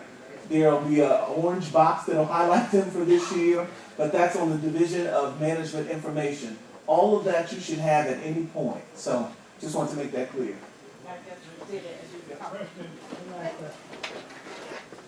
Speaking of statistics, I haven't seen it anyplace, but how many people from Project 500 of those 570 whatever number, how many graduated? Excellent question. I don't have an answer to that one though. It's somewhere. And I'm Somewhere not in it, sure. somewhere. It's somewhere. I'm not sure. It's got to be. That 80% of us graduate. That's a number that circulates among us. We don't have documentation either. But we believe that 80% of us graduate. And that's still good. Did you hear Renardi? That's still said good. we believe that 80% of us graduated. So that's the best answer I have for you. But Nathan, is that something that maybe the Black House could follow up and maybe put on the website or send out as a follow-up emails? We got to get the information somewhere. We don't really get access to a lot of that. But it's a mission. great question, and it's something that That's we right. should know, right? That's something. That's right. I mean, with, a lot of the research that has been done on the black students, I'm just wondering, I bet that's sitting there somewhere and people don't know that they have it. Okay, oh, the archivist, right? Yes, I like that, yeah. Okay. The Other chancellor's questions, office. comments? Yes? I can't hear you. The chancellor should know where to get that information. Yeah, admissions, something. Okay, If so they he's know, asking, is the yeah. Black Alumni Network the primary source of advocacy? Come on, Nick. So yeah, and I'm sorry, but Black Alumni Network needs a lot of younger alumni to be involved. You guys have really done a lot. Older too. But you guys have done a lot, and it's time for the younger alumni to pick up the ball and hit the ground running. I mean, you see we have not as many current students sitting in the room and not nearly as many young alumni in the room hearing these stories. And I think that's the problem, and that's where if we can possibly get, and I know Nathan is probably coming up with this idea now, Black Alumni Network used to be present at Black Congratulatory. And during my Black Congratulatory in 2016, it wasn't present at all, which is why I got involved in it the following summer. I became an alum at the university. I just think that Black Alumni Network is very limited, limited resources. We're trying to do a lot, but to do a lot, you need finances to do a lot. And we're working as efficiently as we can. I run all the social media. I've been advertising many different Project 500 stories throughout our Facebook page, throughout our LinkedIn page, Twitter, Instagram, any social media that you can think of. I've been kind of putting that out there and promoting it. And I think we just need more manpower to get these stories shared with the Black community, and at the same time, we just need to really tap into other Black alumni that we know and say, hey, when was the last time you posted something in the Facebook group, or when was the last time you had dialogue, when was the last time you went to a Black Chorus concert and felt moved like we did last night. So I think it's just really all about communication and finding those alumni who have salient stories that should be shared. You know, I want to say that beyond that, beyond membership, I think we have to start looking at strategic planning. Because when you look at a lot of our civic organizations, from the NAACP, the National Urban League, etc., you have these generational gaps, right? And so what happens is you need the successorship. So instead of just young alumni joining, how many of the older alumni are showing a young person, this is how you be president and have an impact. This is how you be, financially responsible to hold the organization accountable as a treasurer, which, by the way, is the most powerful position in an organization. Because the president a lot of times don't know what the account is like. The other thing is, getting to the point where you begin to be more self-sustaining. Like, when are you going to get a 501c3 so you can operate autonomously outside of the university? Because the university, as long as they control your money, they can tell you what to do. That's right. You see, and so at what point do we become more independent and autonomous? And then, like I said, have successorship. Who are you grooming to replace you? Whenever I started an organization, that's one of the things that I did. I used to tell folks, that's my background, nonprofit administration. I like to work myself out of a job, right? Program that I started at the University of Missouri 10 years ago, one of the first people in it now runs it. And I've been gone from the University of Missouri almost 5 years now. So it was set up solid. I trained folks to take it over. I'm not going to be here forever, right? That's what we need, is whom are you bringing along to replace you, right? In addition to a lot of the knowledge and stuff that you all have, how are we bringing that together in a collective so that, when the young folks are experiencing something on campus, we can say, have we seen this before? Right? Because as you know, oppression comes in waves, right? And I have this little theory I call the pendulum progress. You have slavery, right? Then you have Emancipation Proclamation. Then you have Jim Crow, right? So it keeps swinging back and forth, right? Latest, we had Obama. Now what do we have? Right? Right? But let's localize it. Let's localize it. Who do we have in some of our top positions on campus now? People who look like us, right? Progress. But guess what? How are we institutionalizing things right now? Because that swing's coming. That's right. History tells us that. And so again, how are you planning for, you know, those who are coming behind you? And that's one of the things that, I mean, I think it's a great idea, getting the younger alumni involved, but also, you know, one of the problems we have in a lot of our fraternities and sororities, but particularly the frats are really bad, is what do we do to the neos? Well, you know, congratulations, you crossed, there you go. And a lot of the black Greek leaders have told me, I don't know about being a president. I'm a neo, right? But we see that in a lot of our organizations as well, with our young folks. Again, not just giving them the reins, but teaching them how to drive and be successful. So, thank you.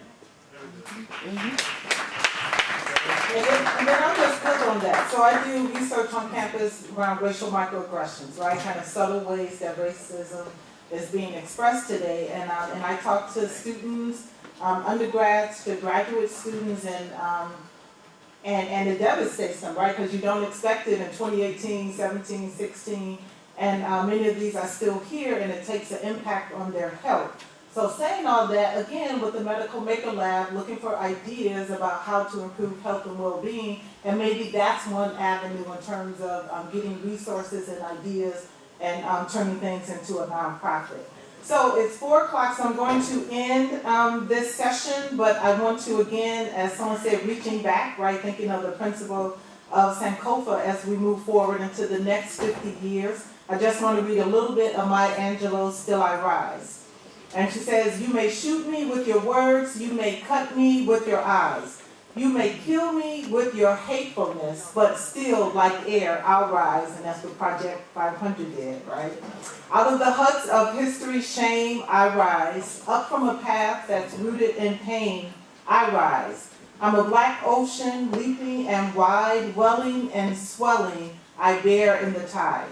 Leaving behind nights of terror, I rise. Into a daybreak that's nights of terror and fear, I rise. Into a daybreak that's wondrously clear, I rise. Bringing the gifts that my ancestors gave. I am the dream and the hope of the slave. I rise, I rise, I rise. Thank you very much.